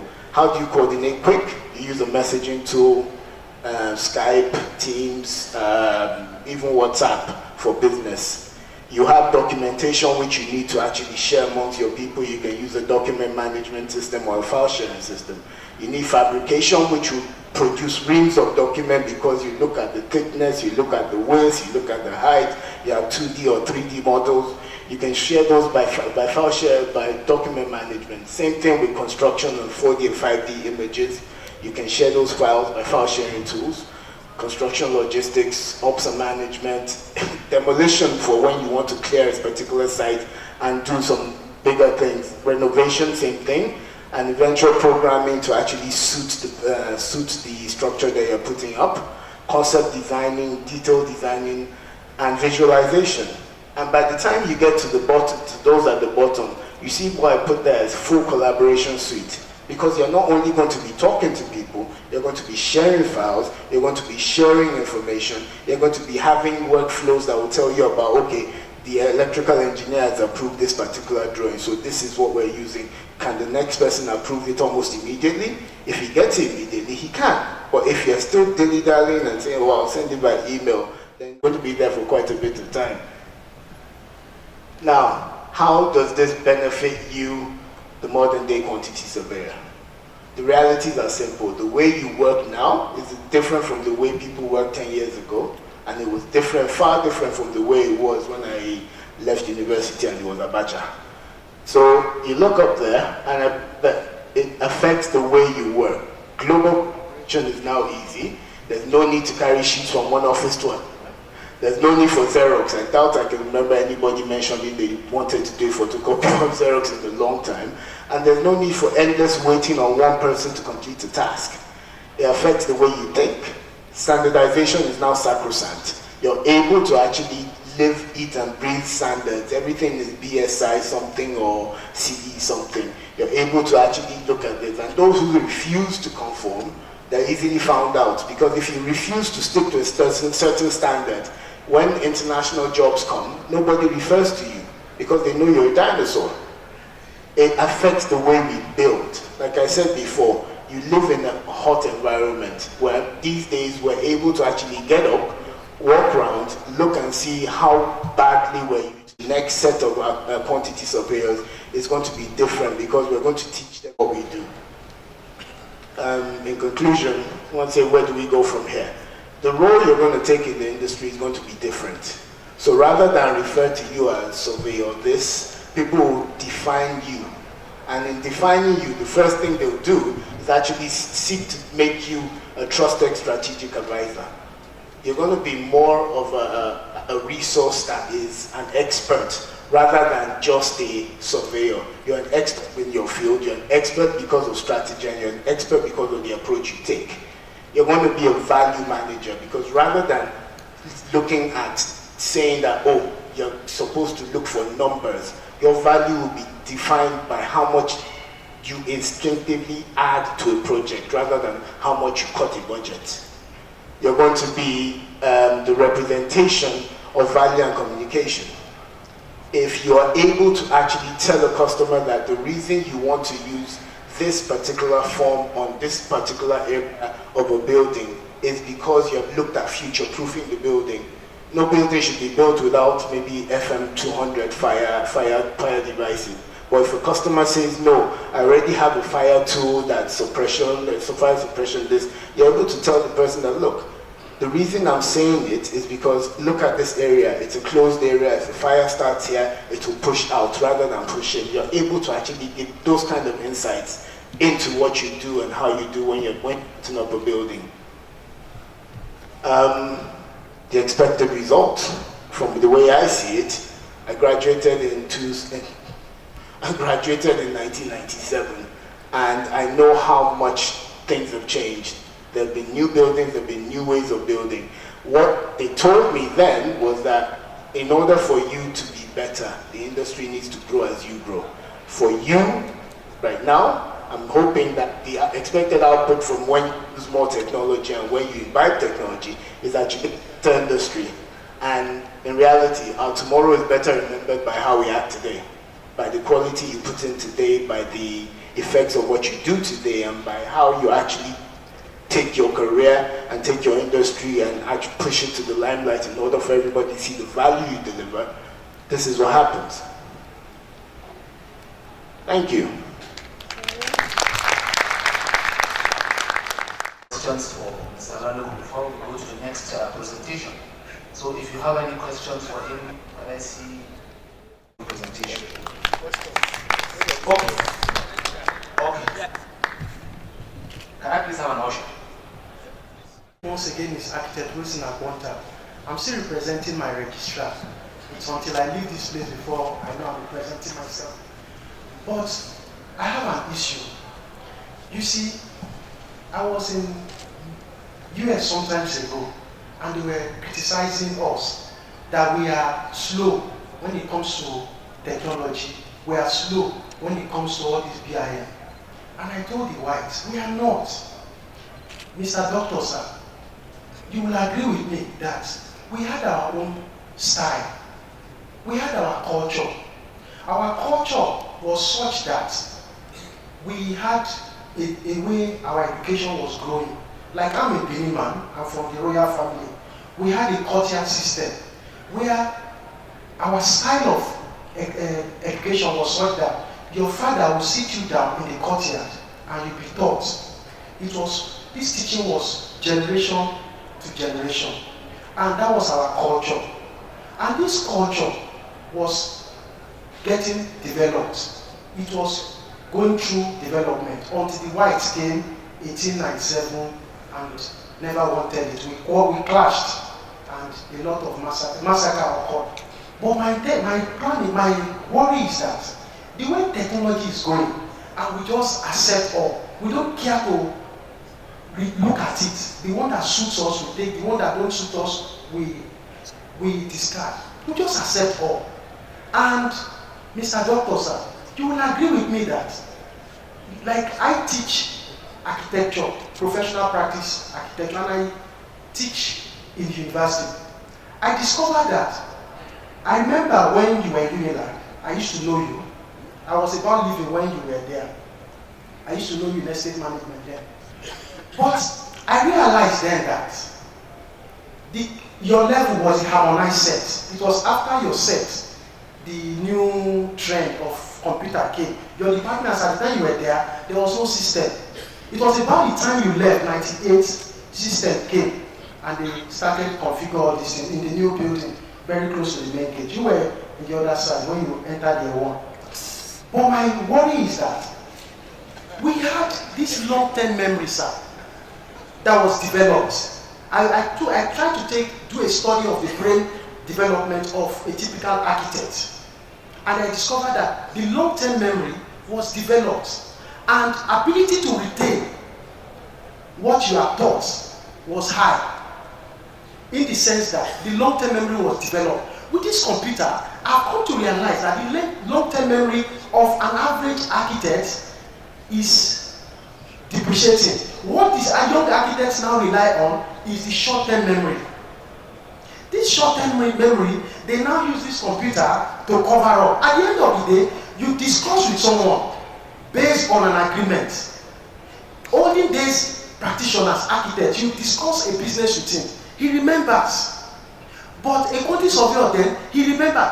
A quantity surveyor, he will keep papers of what he has written. He will guide it. A small piece of paper then was this days.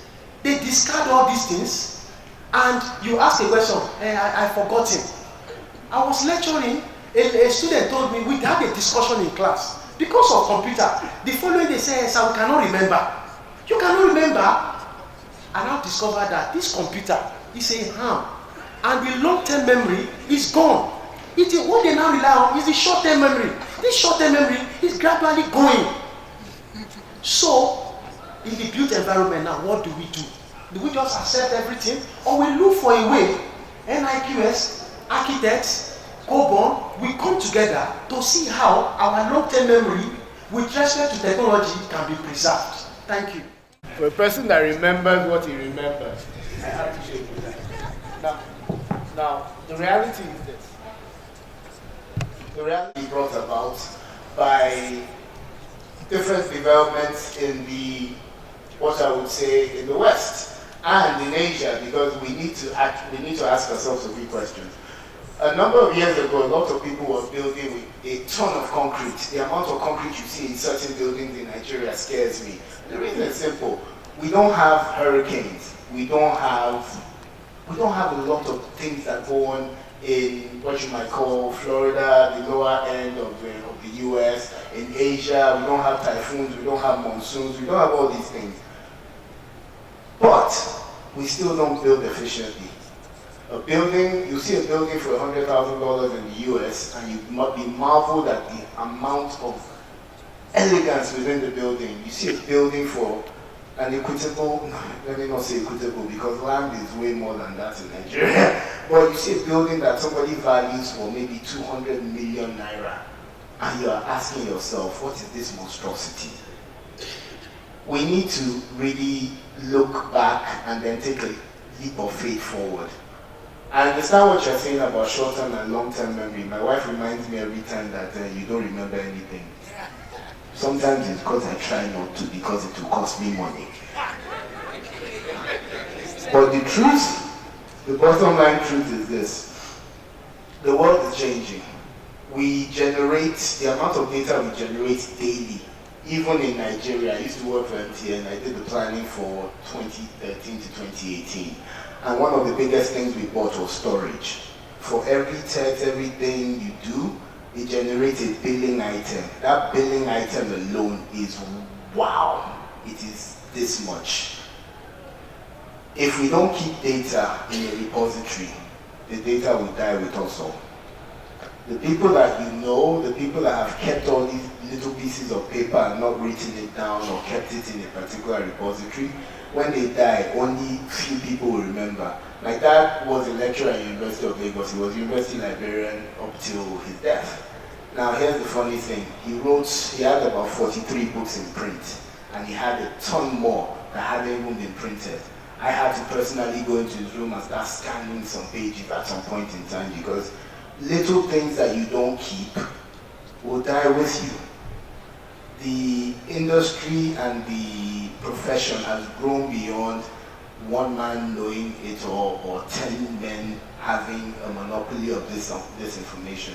If you look around this room at the amount of quantity surveyors that have done buildings beyond 10 stories, I'm sure there are not that many.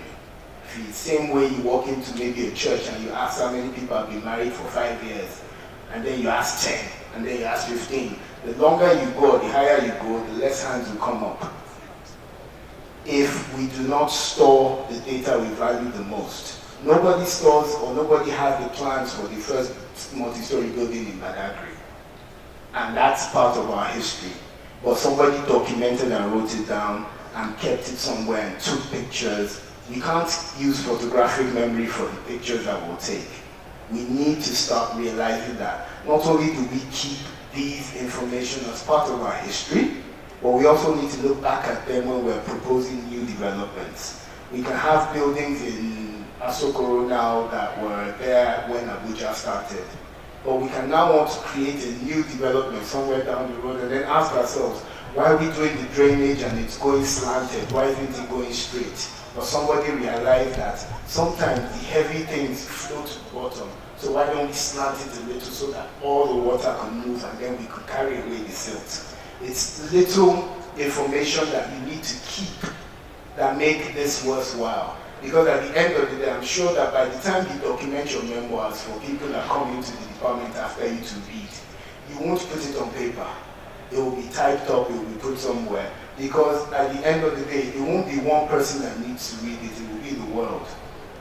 And once the world needs to read your memoirs, they need to read it off a medium that will keep it and preserve it for the next generation and the ones after them. I read there at the closing desk.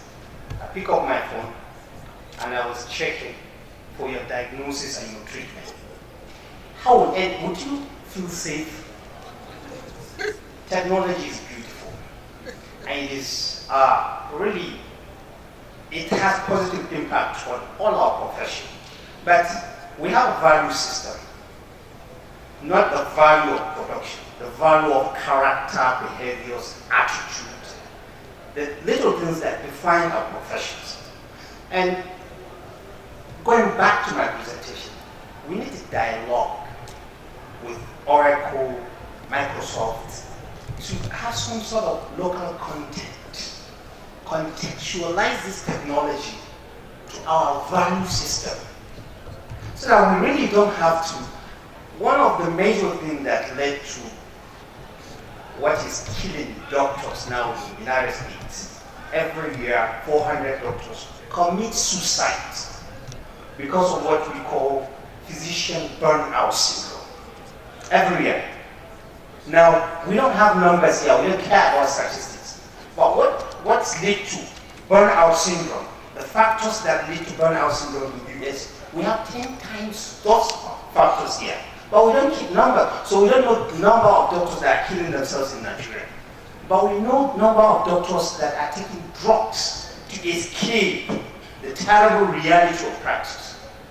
We know the number of doctors that are escaping really from the reality of their profession because of the burnout. And one of the most important contributors is technology. And we're adopting it without contextualizing it.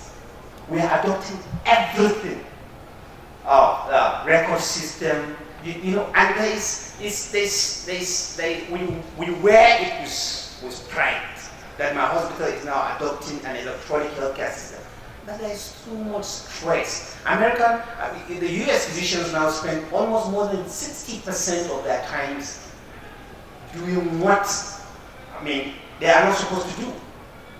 You're not supposed to, like, you're seeing a doctor, you're writing prescription on your electronic pad, the stress of now scribbling everything on the pad and seeing your patient, interacting with healthcare providers, insurers, because the government is no more taking the doctors, their third parties are now paying the doctors. And if you don't meet those, so I agree with him really, in that we really need to dialogue. Look, we have our professional values, and there are things that we really need, we cannot live. It is inevitable we have to use technology. But there's a value system that we have that we want you now, as an Oracle International company, to sit down with us, content developers in our respective profession, and contextualize that technology to our local value system. so that we really don't lose the essence that defines our profession. Did I make a point? Yes. People think it's new. It's not new. We started architecture prehistory. At the time, we started with Mesopotamia. From Mesopotamia, they went to Egyptian architecture. From Egyptian, they went to Greek. From Greek architecture, Roman. From Roman, early Christian architecture, Byzantine. From Byzantine, we had Romanesque. From Romanesque, we had different styles. And all these styles of architecture, quantity surveyors were involved. They were quantifying all these things. They had a mode of documentation. And everything they were doing was as a result of culturalization. But when acculturation now came, people now begin to adopt other technology, other culture they could not sustain because you want to belong. They went into what we call Art Nouveau, art and craft movement. That Art Nouveau then, around 10th century, was the computer. A time came, the thing crashed. When it crashed, you know what happened? People began to now think, what do we do? In which direction do we go? They now went back to what we call Renaissance and went back to the origin and started picking pieces to see how they can start again. Understanding that history, I'm now saying, if this technology crashes now, globally, it crashes. You know, some people can make it crash. It crashes with all this documentation, no backup. What do we do?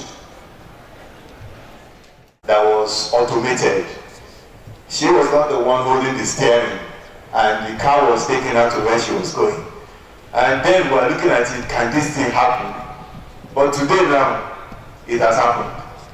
So you see, the truth is this, whether we like it or not, just like I say, they say that necessity is the mother of invention. There is a necessity for technological development. There is a day, and a day will surely come if this world continues to exist, where robots will be performing surgery, not humans. You see, it's already happening. Time memory to predict and to plan for your future. You deal with the short term to deal with emergency and eventualities at the time.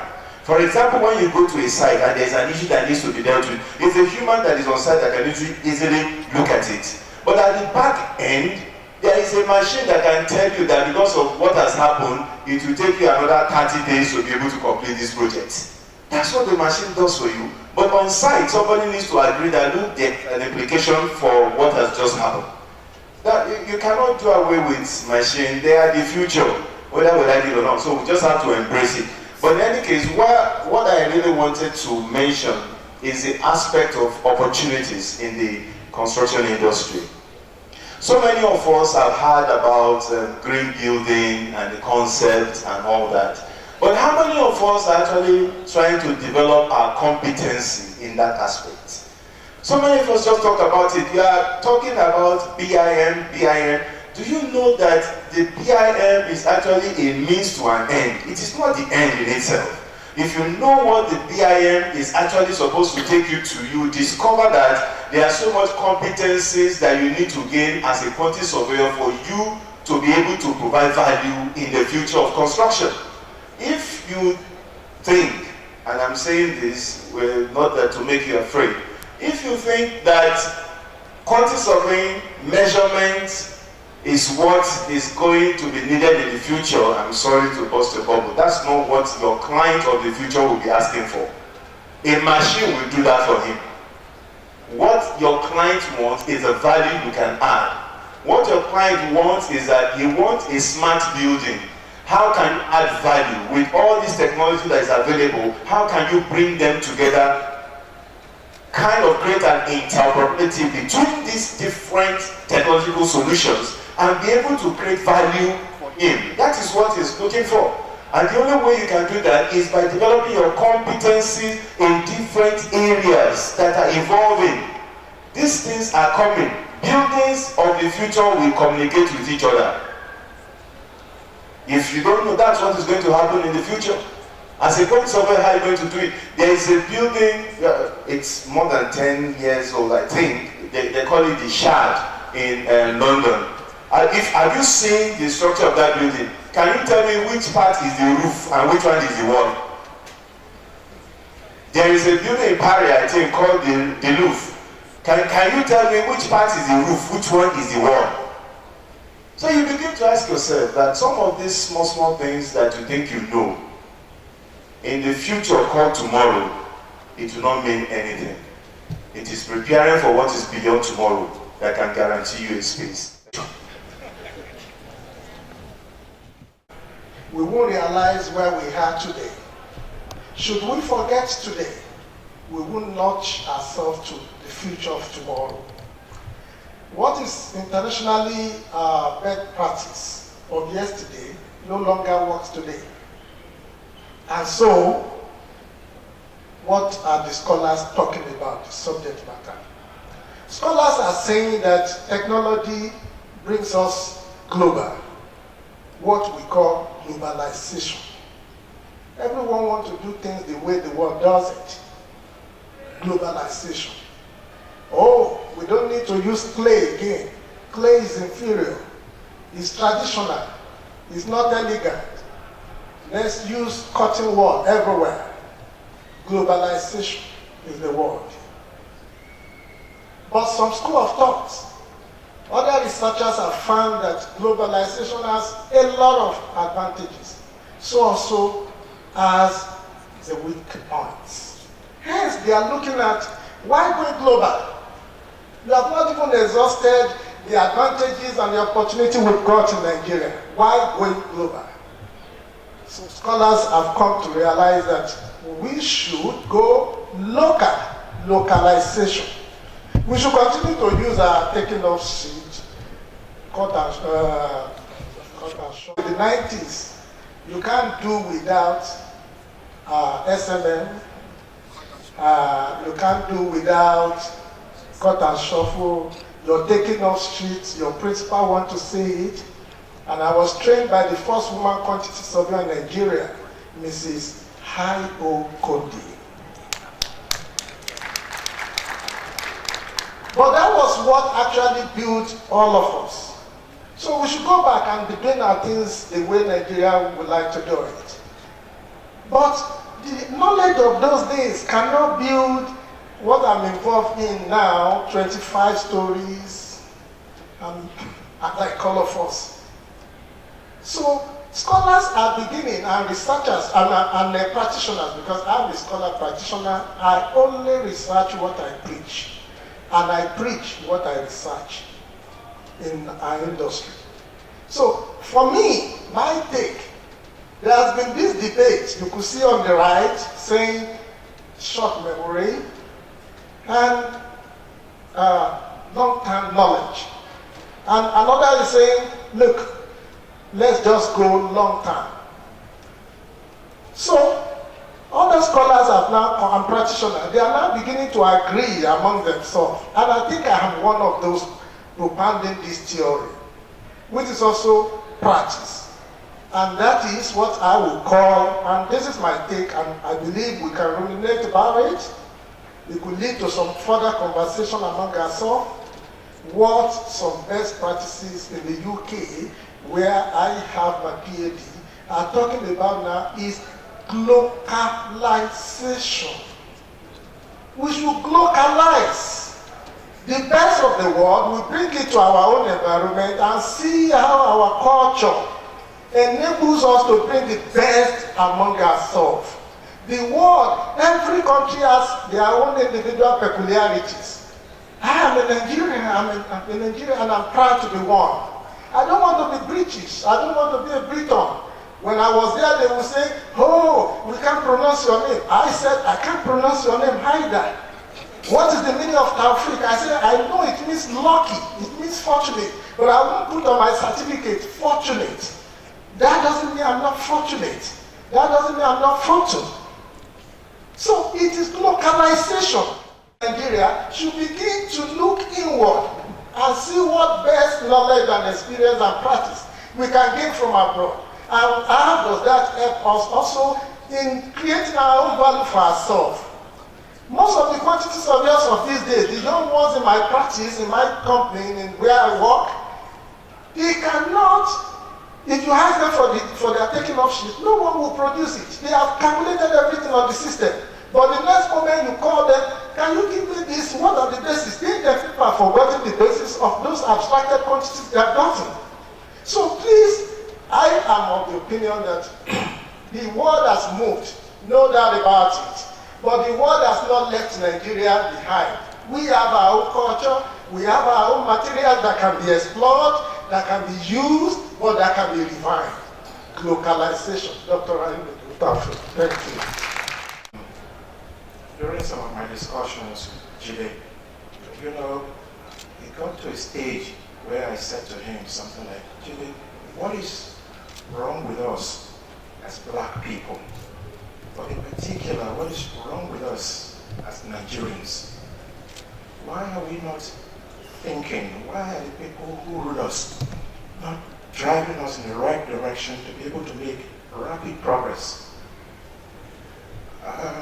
At one time, I'm an Edoman like yourself, my wife is actually a Benin, just exposed in a very small way the things that are wrong with our educational systems.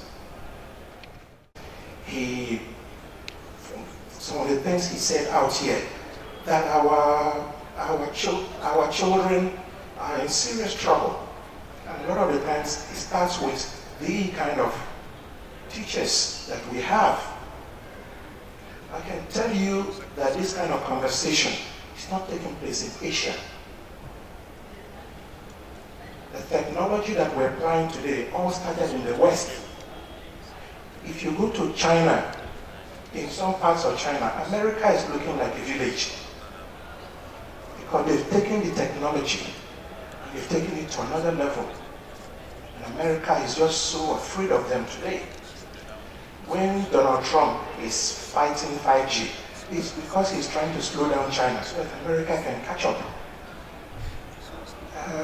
Gentlemen, when you talk localization or whatever name he called it, or what do you want us to do? Go back to our thatch huts or mud or what?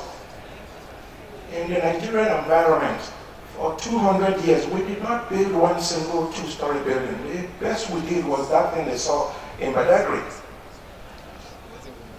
At the Ova Venice Palace, as large as it is, you will not see one building. It's all mud with sticks as reinforcement.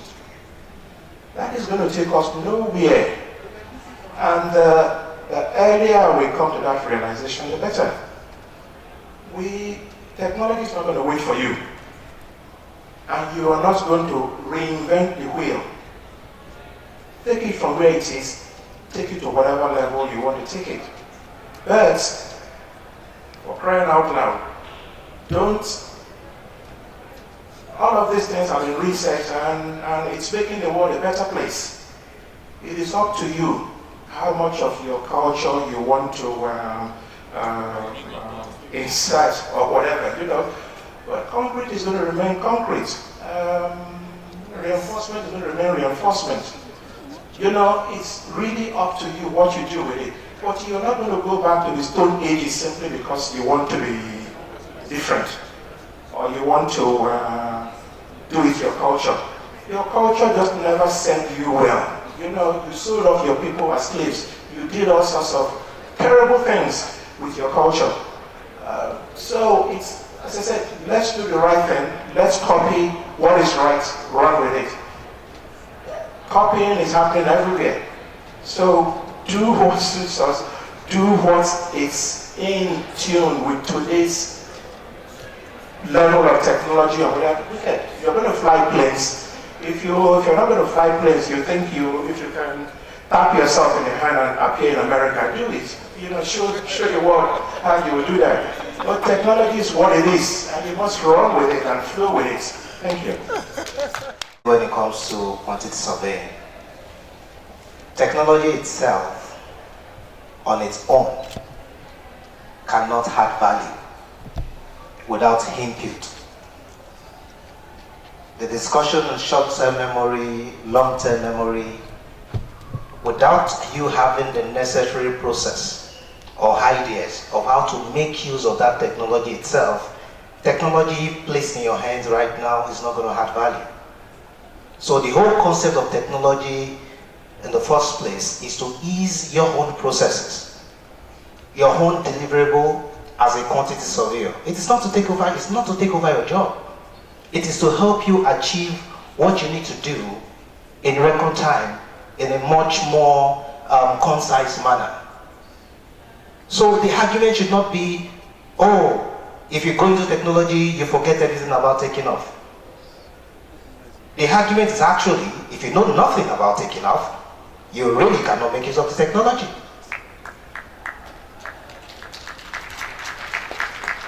Thank you. Value of coming to such assembly. Our second session, which we'll be talking about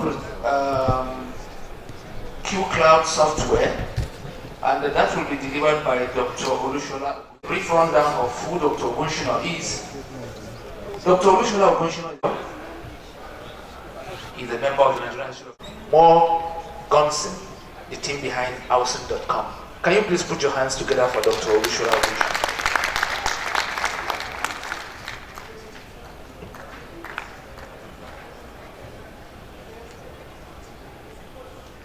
Next, money, 20 naira, 100 naira, 30 naira, 50 naira from customers on a daily basis. And Alajo Shomolu, the Shomolu mobile banker, did that for 3 years with 1,000 customers. He did not keep record anywhere. He kept a record in his head, and at the end of the third year, he returned back the money saved with him without making any mistake. And so in Yoruba folklore, when people is talking about people who are smart, they say, that's a benchmark. But the truth of the matter is this. In today's world, most organizations deal with a large client base. You can't save 1 million person's name and details in your head. It won't work. It won't work. It doesn't work. No. No. I like the conversation really, because the philosophy, the paradigm driving what we do is a third paradigm, a third alternative. It is not your way. It is not my way. It is a higher way. Some say, forget technology, continue to do what you are doing. Others says, embrace technology. But the reality is what that man called globalization, or the doctor called globalization. I think the doctor also captured the same thing when he said, technology must be contextualized. We might talk with Oreku and what have you, but Oreku has his mission statement. Oreku is not going to solve your problem for you, and that's what is that project. We are building the social digital infrastructure needed for doing what Queen Surveyors do. That's what we're doing. Basically, let's talk about the challenge. What's the essence of Queen Surveying? How will you describe the denominator of what Queen Surveyors do? What is it? Queen Surveyors prepare bill of quantities, fine. Queen Surveyors do project management, fine. Queen Surveyors manage contract, fine. But what is the common denominator? Call it the LCM. What is the lowest common denominator of what Queen Surveyors do? At Cost Informatics Research Project, we like to say the distinctive competence of Queen Surveyors lie in the creation of cost information. The distinctive competence of Queen Surveyors lies in the creation of cost information. Of course, you can use cost information for a variety of purposes. When you prepare a bill of quantities, basically cost information and your price form for selecting contractors. When you prepare a bill and use the information to negotiate contract with a contractor, it is basically cost information. So basically what we do revolves around this. So we like to argue that what we do as Queen Surveyors is the production and creation of cost information. Now, what's the challenge with creating cost information? The reality is this. Most of us still do manual quantity takeoff, aided by Excel, fine. But Excel is not a QS specialized software. That's just the truth. Excel is a generic software. And that's why a number of accountants will see you when they see you on Excel always. Because I can use Excel and say what is there, I can do it. Now, that's one of the challenges. Look at the other issue. Existing Queen Surveying softwares are foreign. there are a few other ones, and there are AUs around the field, and they are building some local efforts are building software. There are AUs around that, no doubt. And even the foreign ones are priced beyond the reach of most coin surveyors. Most coin surveying firms are small enterprises. That's just the reality. Oracle will not see, the other speaker will agree with me. Oracle will not see most coin surveyors as a customer. You won't come to your office and say, let's negotiate, let's do what Oracle can do for you. It won't happen. Because Oracle has they want to make their money and they feel like you are not in a category of customer. Now, the foreign software when they exist, they don't even use the NIQS produced BSMN form. These are the challenges. Does building information solve this problem?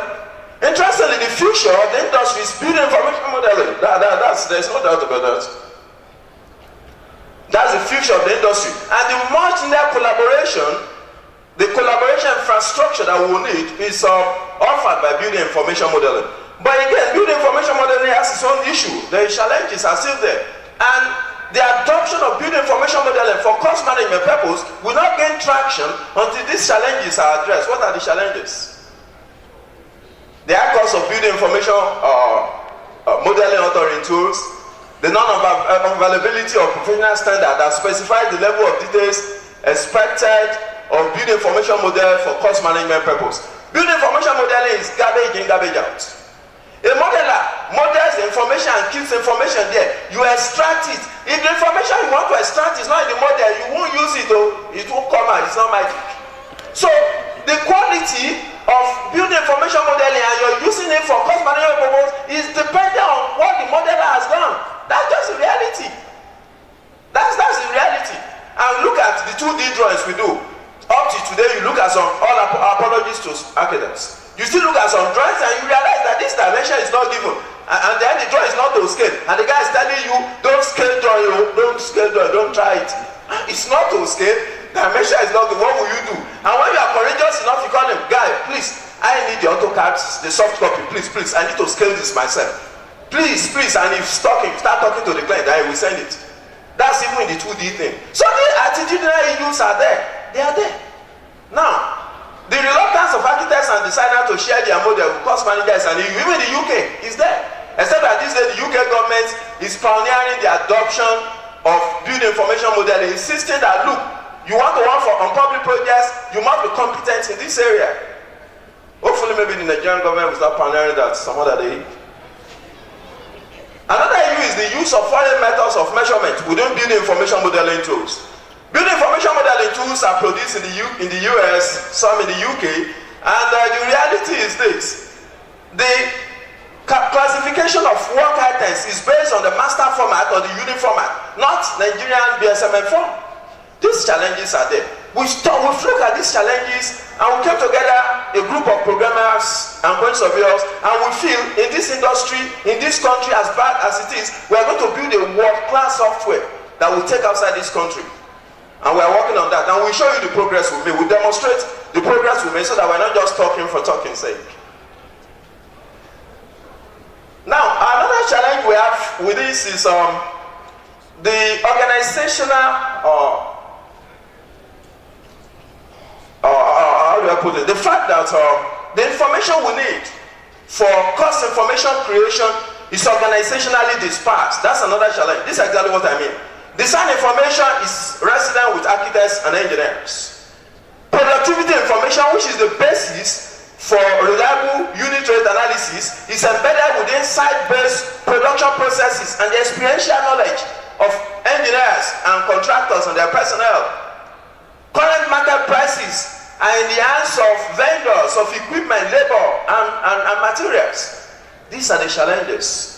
Now, the social digital structure we are trying to create, called the Q Cloud, seeks to bring all of this together in the same place so that right in the confines of your office, you can access all the information you need from an application, your mobile phone or your desktop that is hooked to the net. That is the goal. That is what the Q Cloud infrastructure we are building is all about. Now, what progress have we made so far? What progress have we made so far? Well, the current deliverable we have, which has been better tested and which is being used in doing some serious jobs in some offices, is a measurement software. Now, go back to the advocate of localization. I like to call it think global, act local. And that's the third alternative. Think global, act local. I think the Vice President of KSRB said it all. Take technology, use it, look at your environment, use it accordingly. What are the fundamental principles of doing measurement? Develop your own technology that takes advantage of these fundamental principles. And that's exactly what we've done with the Q Cloud. How does the Q Cloud work? I think a Russian proverb says 1,000, a picture is better than 100 words. A picture is better than 100 words. Let's take a practical demonstration of what the Q Cloud, the current deliverable we have, what it can do. Let's look at it together. I'll be on my system.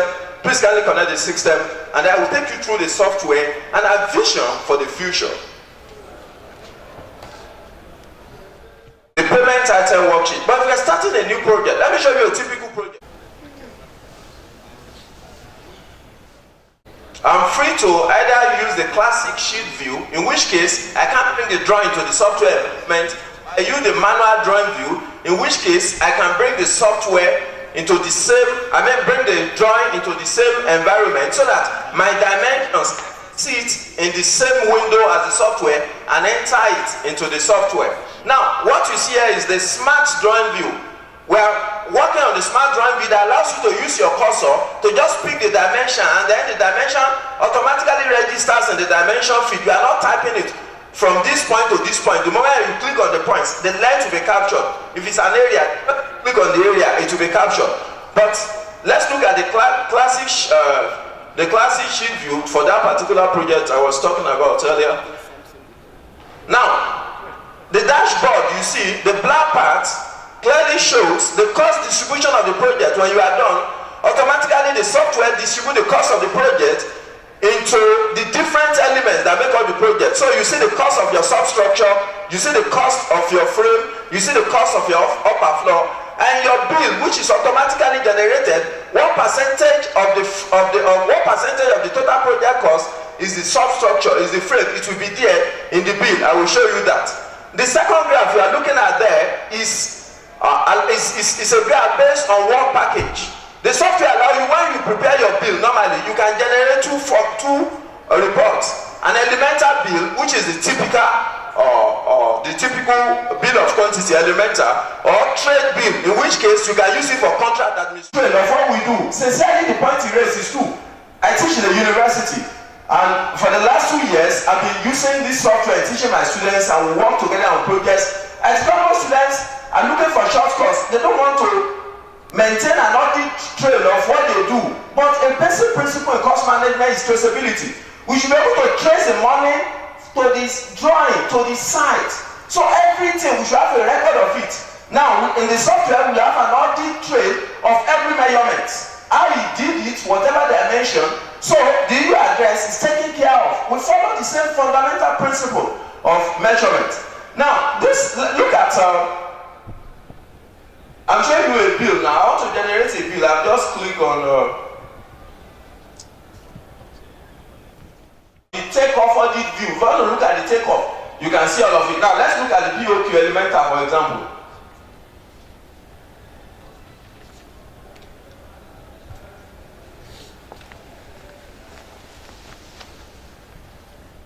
Print it. It's print ready, PDF. Just click on this download, and you download it. But I want to take you through. Let's just look at the bill together. You are not doing all of this. It's automatically generated. All you have to do is from that drawing, enter your dimensions, enter the length, the width, the squaring, every other thing is done. It's not your business. And you see the audit trail. And you have the bill, you print it out. Print it out. I was saying something earlier. You see the substructure is 16.6% of the total cost. This frame is 0.7%. All along, of course, you expect that in a 3-bedroom bungalow. Then every item entered by that guy is captured there. But the question is this: how do you move from drawing to this bill? I've shown you the result. Stephen Covey said one of the habits of highly effective people is you begin with the end in mind. What we do with the current progress we've made in the cost informatics research project is that we give you a software that you can use to prepare a bill of quantities, whether priced or unpriced. You have that. Now, the other things we intend to do, I'm going to talk about this later, but let me quickly tell you how do you move from the drawing you see earlier to this actual bill. Let's look at that together. So I'm closing this now. Now I want to start a new project. I'm on the payment item worksheet. So I come here, I click on this. I come to project view. Now I'm in the manage project worksheet. So I enter the new project. Look at this. My cursor is there. This plus down. You can see my cursor. Just click on that. Click on this. Now it's on the desktop in a folder called QS Bank 3-bedroom. I click. I say open.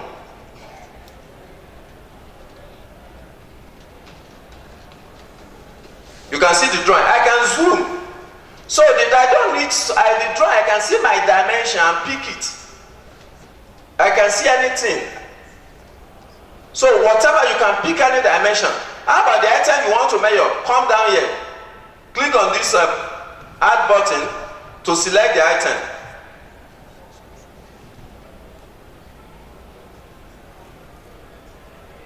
Now you see the BSMM library. We have the list of all the items based on BSMM4 you are likely to encounter on a building project. As at the moment, the library we have is based on BSMM4, and all the items you are going to encounter on the building project, we have the description, no lump sum. Items are measured according to BSMM4 rules. And of course, if you are familiar with developing in the industry, you will know that BSMM4 rule is closely related to NRM2, thank you, NRM2. So, you can use the software to quantify if you are doing a project in the UK, for example, you can use the same software. Now, you can see the BSMM Explorer, you see the elements, substructure, frame. Now, you just click on the item. These are standard descriptions of the item. I will select a number of items on that substructure now so that you see. Just come here, you click this. Tree, GAT, 500 to 1,500, I click. And you notice as I click, at the background, the payment item worksheet, the items appears. Do you notice that? At the background is appearing. The next one, vegetation. The next one, retain topsoil. Trench for foundation. Pit for column bases. Extra over excavation, dispose surplus excavator. So you just select the items. I will need to stop to save our time. You can get, if you visit our website, you can download free license, onsen.com. Download free license and install on your system and try. And then have a feel of what we're talking about. Have a feel of what we're talking about. I'm just stopping the selection of the item. Then I want you to see what I have now. Now, I have the items now. If I pick an item, for example, if I pick topsoil for disposal, I can measure it now. If I click on it, there are two ways I can do my measurement. The moment I click on it, you notice something comes up here. There's a field here. Count length row GAT. You can see that. There's another field. Timesen.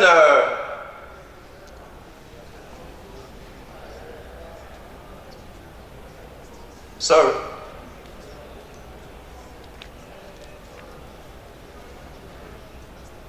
Now, if I click on this, you notice now, vegetation and undergrowth. Up here you see a field, another field, and a third field. The first field allows you to enter your GAT. The second field, your width. The next one, your time span. But this interesting thing, here we don't expect you to use calculator. Forget calculator. Enter that thing. It will automatically get it. Let's pick an area, for example. Let's say the length we're interested in is we're building up our length. For example, let's use this same drawing. If you look at that drawing, what's that length on that drawing? Can you see it? see it? 11.87. 11.87. So I come here, I enter 11 point what? 0.87. But let us assume I want to allow for offsets this way. Let's say 2 meter offset, 2 meter offset. Just put comma, then put 2 meter this way, 2 meter this way, 2 times 2. Now I've used 2 times 2. I did not use 2 control asterisk. It supports that. It also supports the way you write times. Just times. It supports it. Now if I click on this, see what happens. Can you see the total length? Can you see it?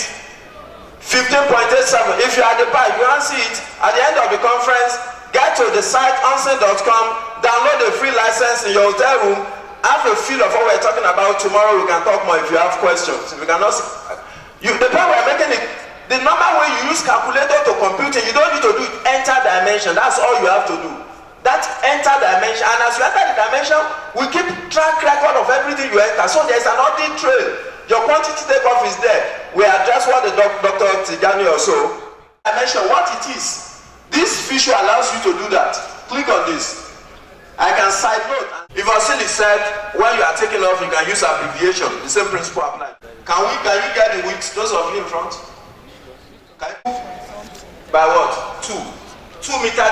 2 meter this way. So then, if you want to side note, you come here and at 2 of such places, for example, you put 2, that's the times column. If you want to price the item, just click on the rate column. Rate, enter it. That's 2 picture, right? Let me give you a practical example. You are measuring column base. You have column base type 1, column base type 2, column base type 3. Of different down here.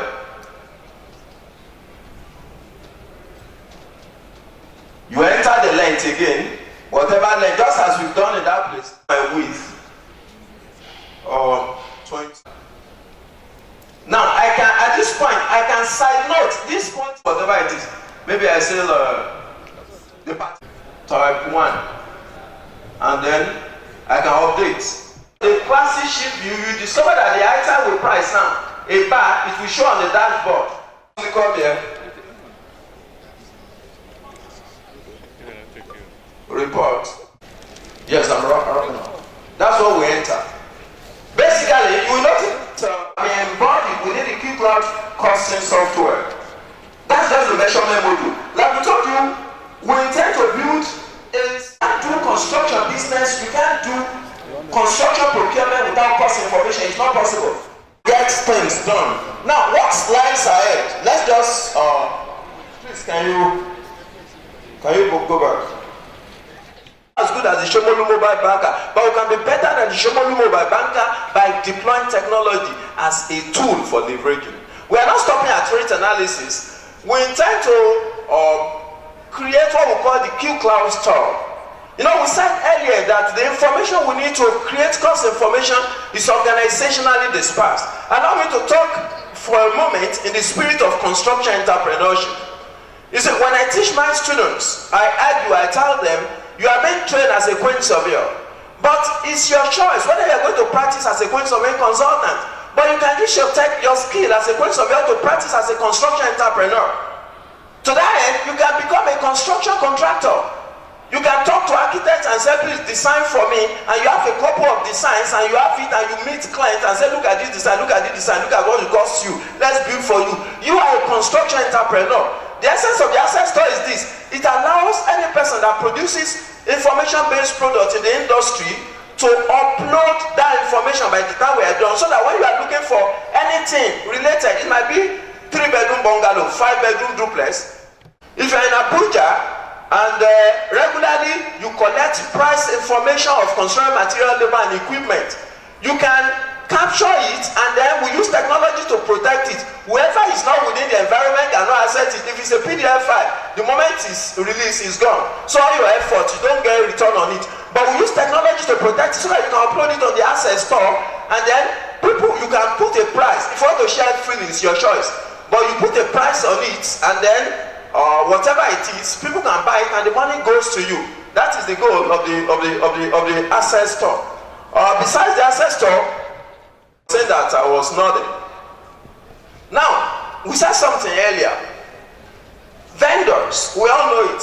Vendors of equipment, labor, and materials contain, the old information we use. Time and again, we reach out to them to get this information. But we place an app in the hands of vendors in all building materials markets across the country. They'll be able to upload their prices, and within the on the QCloud site, you'll be able to see the prices of this material, and then the app will have chatting facility like WhatsApp. You'll be able to chat with them and find out how much is this, can you deliver for us, and the like. This, the time is not on our side. I can't tell you the other things we're talking about, but the point is clear. Those in academia, we are very grateful to a number of people. Professor Olukayode Oyedero of Unilag has been very supportive. In fact, his postgraduate students have been using this tool, and they give us a number of feedback. Some of the features you see are feedback we get from people. Then you are bringing in the PDF. It was when I was making a presentation to the QS RBN president in his office, and the NIQS president was there, and he said, please, people should be able to bring in their soft copy of drawing, and then see it within the same environment. Such collaboration, such input, we really appreciate it. We are grateful to Professor Doko Ibrahim and Professor McAfee Ibrahim for using their social capital in our behalf. We are grateful to all of you distinguished ladies and gentlemen for attending this event, for listening to this presentation. We are very grateful. We want more of your support. We want more of your support. Visit our website, download the QCloud costing software. We'll be visiting your offices and schools because we've made up our mind. We are giving standard licenses to all professors and HODs across the country freely. We are visiting polytechnics and universities and installing up to 300 licenses to schools. If you are interested in this dialogue, we are ready to work with you. We want more of your support. Visit our website, see what we are doing. But the point is clear, we must deploy technologies as a tool to leverage what we do. It is dangerous and it's anti-quantity surveying to think otherwise. Because if we don't, others, our competitors, will use it and will be out of the market. Let us embrace technology and use it to do the work we do. Our distinctive competence of creating and using cost information strategically. Thank you for listening. Or should I say conversation now, was the tone was set by the surgeon who talked about dialogue. And the doctor, in ending his own presentation, also mentioned dialogue. So you can see dialogue is the key to arriving at the promised land. Once again, can you put your hands together for the doctor? We shall be taking some questions, and time is not on our side. We don't want to drag the discussion like we did the other time. So we'll take 3 questions, please. Just 3 questions. If you have any question, just 3.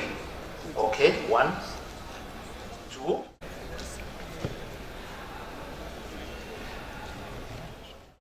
Human efforts in actually getting us to the technology frontier. And I really want to thank you so much for this presentation. Can we give him a round of applause? There is no doubting the fact that without technology, quantity surveying will be extinct in no time. Please, with other professionals in the industry. If you are not careful, the lawyers are there, economists are there, the accountants are there to even take over your jobs if you are not careful. God forbid. But with technology, a lot of advantages can be derived in sharpening our competencies, and that's the beauty of this presentation. Now to my question. We want to know how affordable this software is. That is one. Because we have young quantity surveyors that have been inducted in this room. And these guys are full of ideas, but they need this kind of technology to really move in the industry. How affordable will this be? The second question. I'm aware that Nigerian Institute of Quantity Surveyors is trying to develop a cost information system, which is being worked on. I'm sure the secretary, a committee was inaugurated a few days back by the president, which I think is working on something.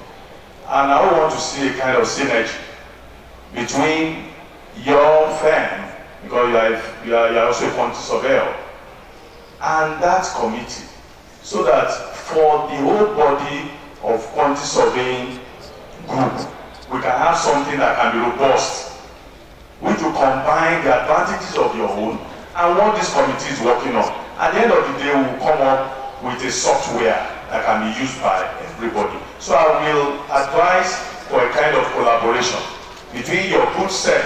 Thank God you are working with the KSRBN. But it would be nice if we could let that dovetail into what the NIQS committee is doing, so that we can have a richer model. Thank you very much. I want to first of all thank the speaker for doing wonderfully well with the topic. I mean, he has given us information, and we all know that information is power. I want to thank you for empowering us this afternoon. Now back to my question. The last speaker already addressed one of the questions I have. I wanted to ask if the package is cost friendly. I mean, because for some of us here, we might want to have the package for ourselves and to want to know how cost friendly the package is. And then secondly, I want to know, can this software measure electrical and mechanical works? Because for us, we understand that, I mean, that's a gray area for quantity surveyors. So I want to know if what you have taken us through today can measure electrical and mechanical works. And then again on training, I mean, I see the efforts you have put in trying to, I mean, use this opportunity as to train, to do a kind of a training.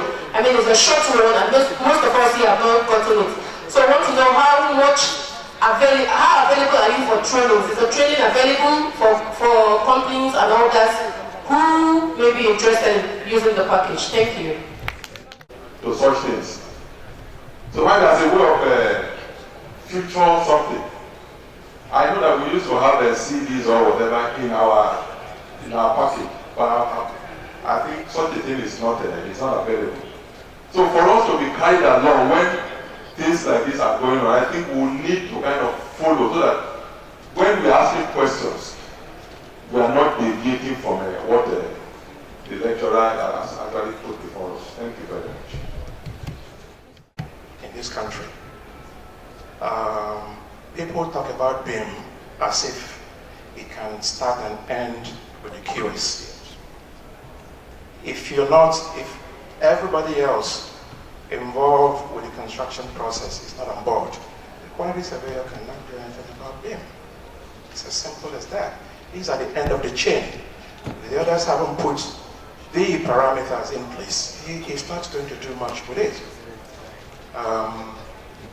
What you're developing, some of us have seen in all the other quantity surveying software that we use. I am glad that you already mentioned here that the president of QSRBN said you must develop yours to take care of certain other things. The one thing that you must also throw into that are some of the intangibles in the Nigerian environment. I'll give you a few examples. Suddenly, something that has nothing to do with either cost of material or cost of whatever. You know, you go to Lagos and the one and only port we have, Apapa Port, is just clogged up with trailers. You can't get in there. And if you do get in there to get the materials which you have imported at, shall we say time, you could have sold it at, shall we say, 10,000 naira a square meter. But your trailer gets stuck in a Apapa Port for 2 weeks and can't get out. And what do? You will pass on all of that cost, which was nothing to do with the actual cost of the material, to the end user. Same thing will go through very bad, terrible roads to Abuja, or Kano, or Port Harcourt, or elsewhere. I was involved in a project once in Aba, and we had a mirror of about 6 square meters to put on a wall. That mirror was bought in Lagos, broke, was shattered on 2 occasions in spite of all the protection. That the third time out, the protection of this mirror was 10 times the cost of the damn mirror.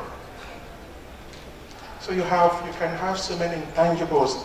But what about the custom people within you on the road? Even when you have all your papers, they find excuses to. How do you build all of these intangibles into the cost of construction in this country? So software sometimes doesn't do all the work. The quantity surveyor would have to be knowledgeable, experienced, and at all times be informed, properly informed about his environment and the things that impact cost in his environment. Thank you. For raising those areas. Thanks so much. And thank you for supporting researchers in ways you don't know. Now, when I was an undergraduate, I was in your office in Lagos. You might not know. As an undergraduate, distributing questionnaire for my work, and I was attended to. So, as you support those of us who work in the academics. Busy professionals are not like some of us who are for, at least, the Yoruba people will say, Ogota, something for you at the end of the month. But courageous men and women like you, who breadwin for themselves, who risk this harsh economic environment, and who still support what we do research-wise. Sincerely, we use this opportunity to thank all of you. We really appreciate it. From the bottom of our heart, the deepest part of our heart, on behalf of the academia, I will say thank you a million times. Now, back to the issue you raised. I'm beginning with you, sir. If you look at NRM1, NRM1 is, it captures, I've been studying that because we're working, part of the cost informatics research project involves creating a standard library based on NRM1, and we've been doing extensive brainstorming, my team, on that area. NRM1 means New Rules of Measurement 1. It is a RIGS pioneer document. It captures the rules for order of cost estimates and cost planning. Now, when you look at NRM1, you will not see the word contingency. It doesn't exist in NRM1. And in one of my classes, I asked the students why. And anyway, just looking at it. It was one bright sharp that says, perhaps it's because things that are normally lumped together as contingencies are expressly taken care of in NRM1. Hence, in NRM1, when you prepare an order of cost estimate, the bleeding edge cost management practice requires you identify the actual cost of the work. Don't consider the environment you find yourself. Think and act as if all things are equal. The thinking, the paradigm in economics. Think as if all things are equal. Tell us the cost of the project. And then when you've done that, let that be there. That's the cost of the project. That's the work estimate. Then the other things like construction inflation, risk allowance, design risk allowance, establish a percentage for them that is a reflection of the actual cost of construction. And that takes me back to what His Excellency, that's the president of the QSRB, said in a conversation of his office sometimes. He said he was doing a job somewhere in Bayelsa, and when he was pricing the job, he said the contingency would be like 40-something%. And the client felt like, why? And he said, you are going to a territory where you don't have control over what happened. And due to his thinking, they use barge to deliver sand to the site, and the boys, the militants in the house, he said, no, we are the one who will offload the sand and deliver, and this is the price. And then under that situation, it's either you execute the job and dance to the LT or not. And so he raised the issue that you must consider these situations. As we are building the algorithms for estimating work items in the country, we are aware of this. We are not aware of what has been called the cost of opportunism. I did a PhD where I look at governance, on the influence of governance on contractors' opportunism. The reality is, contracting opportunism is real in the industry. It's part of the cost of construction. Besides the production costs we are familiar with, and the operational costs in the name of life cycle costing, that's operational cost. There's also transaction cost, and part of transaction cost is the cost of opportunism. The reality is, Quantityvsurveyors must look at each project and factor this into it. Hence, even in the current thing we have, after you prepare your bill, at the end of the day, we have a facility that allows you to report lump sums. You can state the lump sum, VAT, risk allowance, design allowance, this, and put a percentage. The current software we have supports that. We are aware of this, and then we take good note of that. You're re-emphasizing it means it's an issue that should be taken care of. We surely take care of it. Someone said about raise the issue of affordability of the software. Very affordable. And the fact that we are distributing standard licenses across the country to all levels of departments in polytechnics and universities at great cost, and to all professors, is a commitment to the profession. That tells you we are open to collaboration. And that tells you we are not in this just to enrich ourselves, make money. We see it as contributing a legacy for the industry. And to that end, very affordable. That's just the truth of the matter. Why not visit our website, download the free license. And the fact that we have the free license address the use point that it will be good under this situation. Onsen.com, OUNSEN, onsen.com, onsen.com, onsen, OUNSEN, onsen.com, onsen.com. So download the free license and you see our pricing plan. The standard license is on 43,000 naira. That's the standard license. Then we have a sponsor's license, which is 50-something thousand naira. This is the difference. The sponsor's license allows you to get what we've not developed as here. If you pay for the sponsor's license now, whenever we finish the Q Cloud, you are not paying any other money. We appreciate your sponsoring us. But if you get the standard license, you all have the measurement software, bill of quantity, that's all. But if you pay for the sponsor's license, it's higher than the standard license.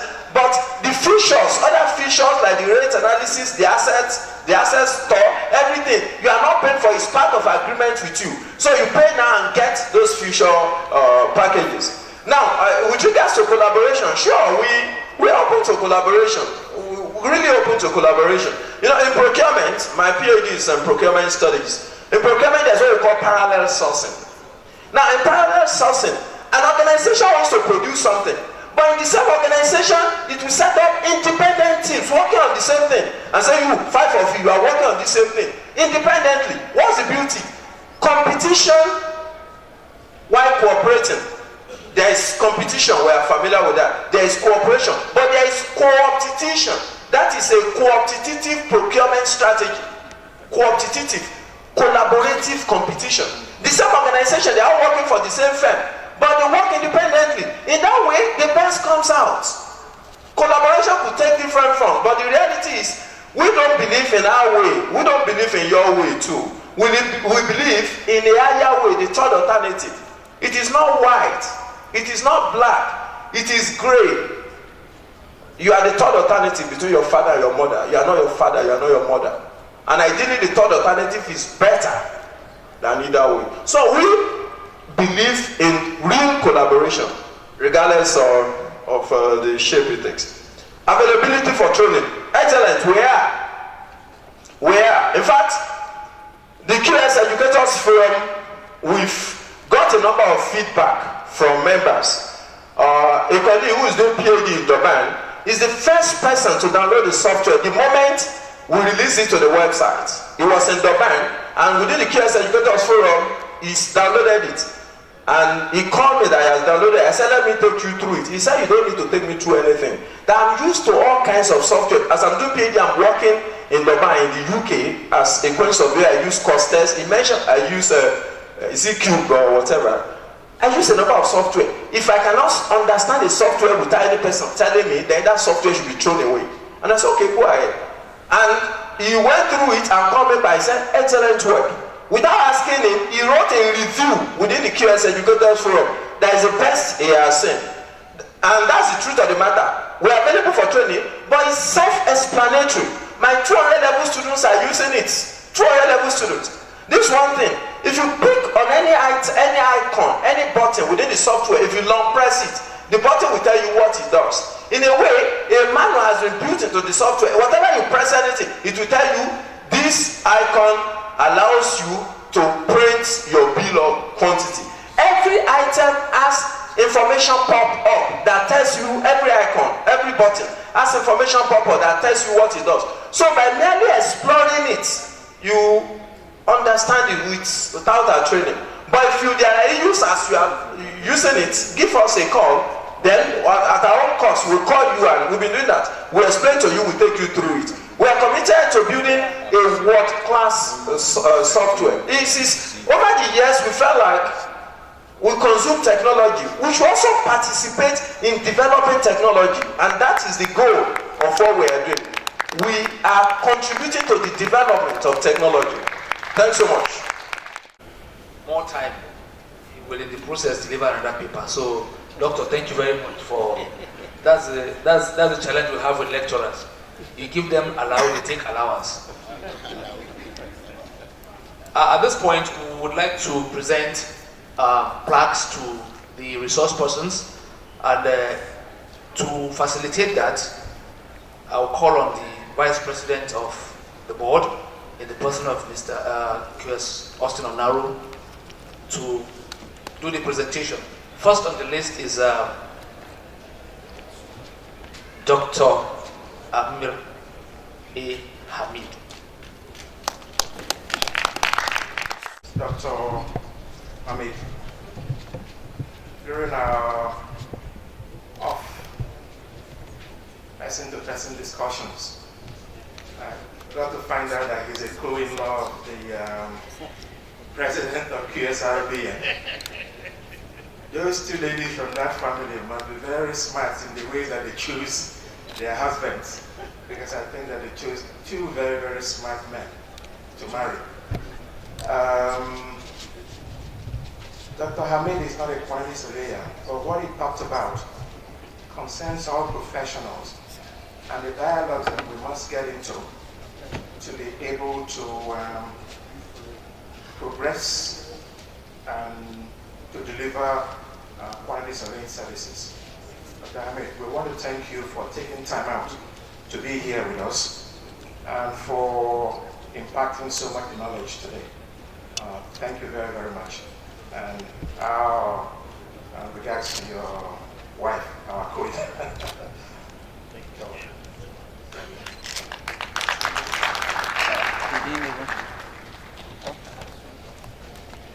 The next recipient is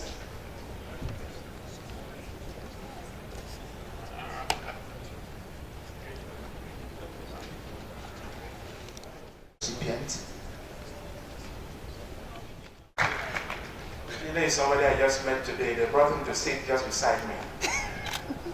And within the short period that we sat together, we got to know and understand each other very, very much. Jide has also given us a lot of insight on how we can leverage technology, ICT in particular, to improve on the services that we offer and render to clients. Jide, you've been very, very informative, and we thank you very, very much for being here with us. Stay there. No, wait for picture. Sorry, sir. All right. Thank you. Is the last presenter, the person of Dr. Olushola Ogunshina. Pleased to have listened to you today. I think that you started by being very professionally honest, and then you went on to show the things we can do. Software development. We are all buying software to use in our offices, and we pay £2,500. and we're asking how much. You know, the poor fellow says 55,000 naira at the highest possible level of this. How is it supposed to become a Mark Zuckerberg with that kind of price? So there are things that we must be ready to pay for if we are going to have our own people develop certain things for our own use. You heard him say that somebody used this in Durban, South Africa, that's a city I've been to, and found it very, very useful. So sometimes the first thing is not about cost, but it's the usefulness and how much a particular learning or a particular innovation makes our life easier. So I thank you for what you're doing. Please keep it up. And I hope that at the end of the day, the benefits will be there for you. And I'm glad only a quantity surveyor who understands us and our environment can do what he's doing. So, yeah, collaborate with whoever it is you want to collaborate with. But please, carry on with what you're doing, develop it to its very optimum so that it covers to a very large extent the difficulties and the challenges that we meet in our industry. As the QSRBN president said to you, put algorithms that help you to capture as much of the things that are not related to just mere production of data quantities. I thank you for what you're doing, and I urge you to continue. Thank you. You're welcome. Thank you. Okay. Oh, sorry, one.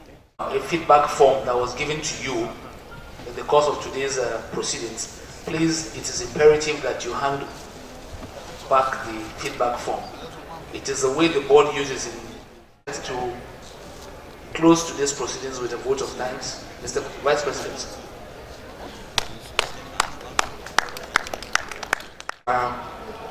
Thank us all for being here. I want to in particular thank our invitees and special guests who gave votes of thanks, who gave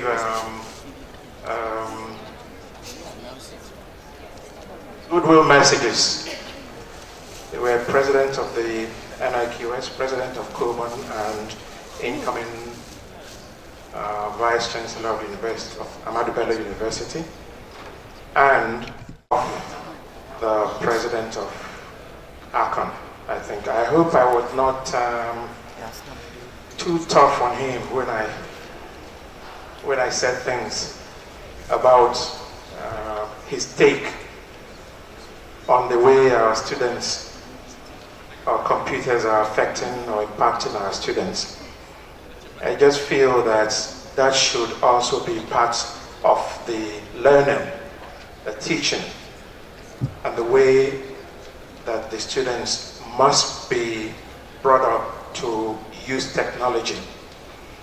Because if you ask a historian to dig up something, they won't even know where to get started. But the quantity surveyor who's experienced and knows exactly what he wants and that they want to get in a jiffy. So I thank also our past presidents who were here, Mr. Forhai, Mrs. Iote, and Laji Elapai. Sorry, I forgot his name. Laji Kau. I'm sorry, Laji Kau. Ladies and gentlemen, once again, I thank you all for being here. We want to start very early tomorrow morning so that we finish on time, and those of us who have to catch flights can leave to catch the flights. Thank you all very much. I think it's going to be time for lunch now, isn't it? Yes, lunch is served, I think, and thank you again. Bye. I think it's only proper that we end with the national anthem. So may we rise for the national anthem, please.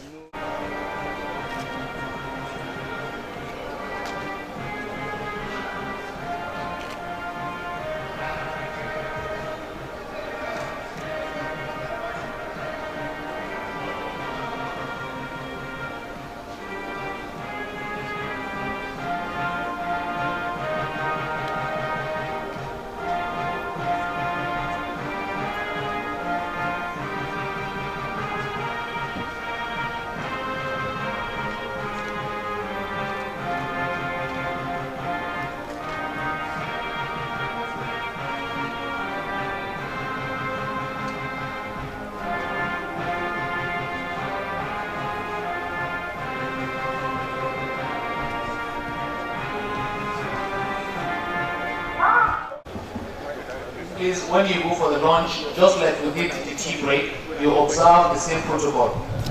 Please, let's observe the same protocol. Thank you and do have a pleasant evening.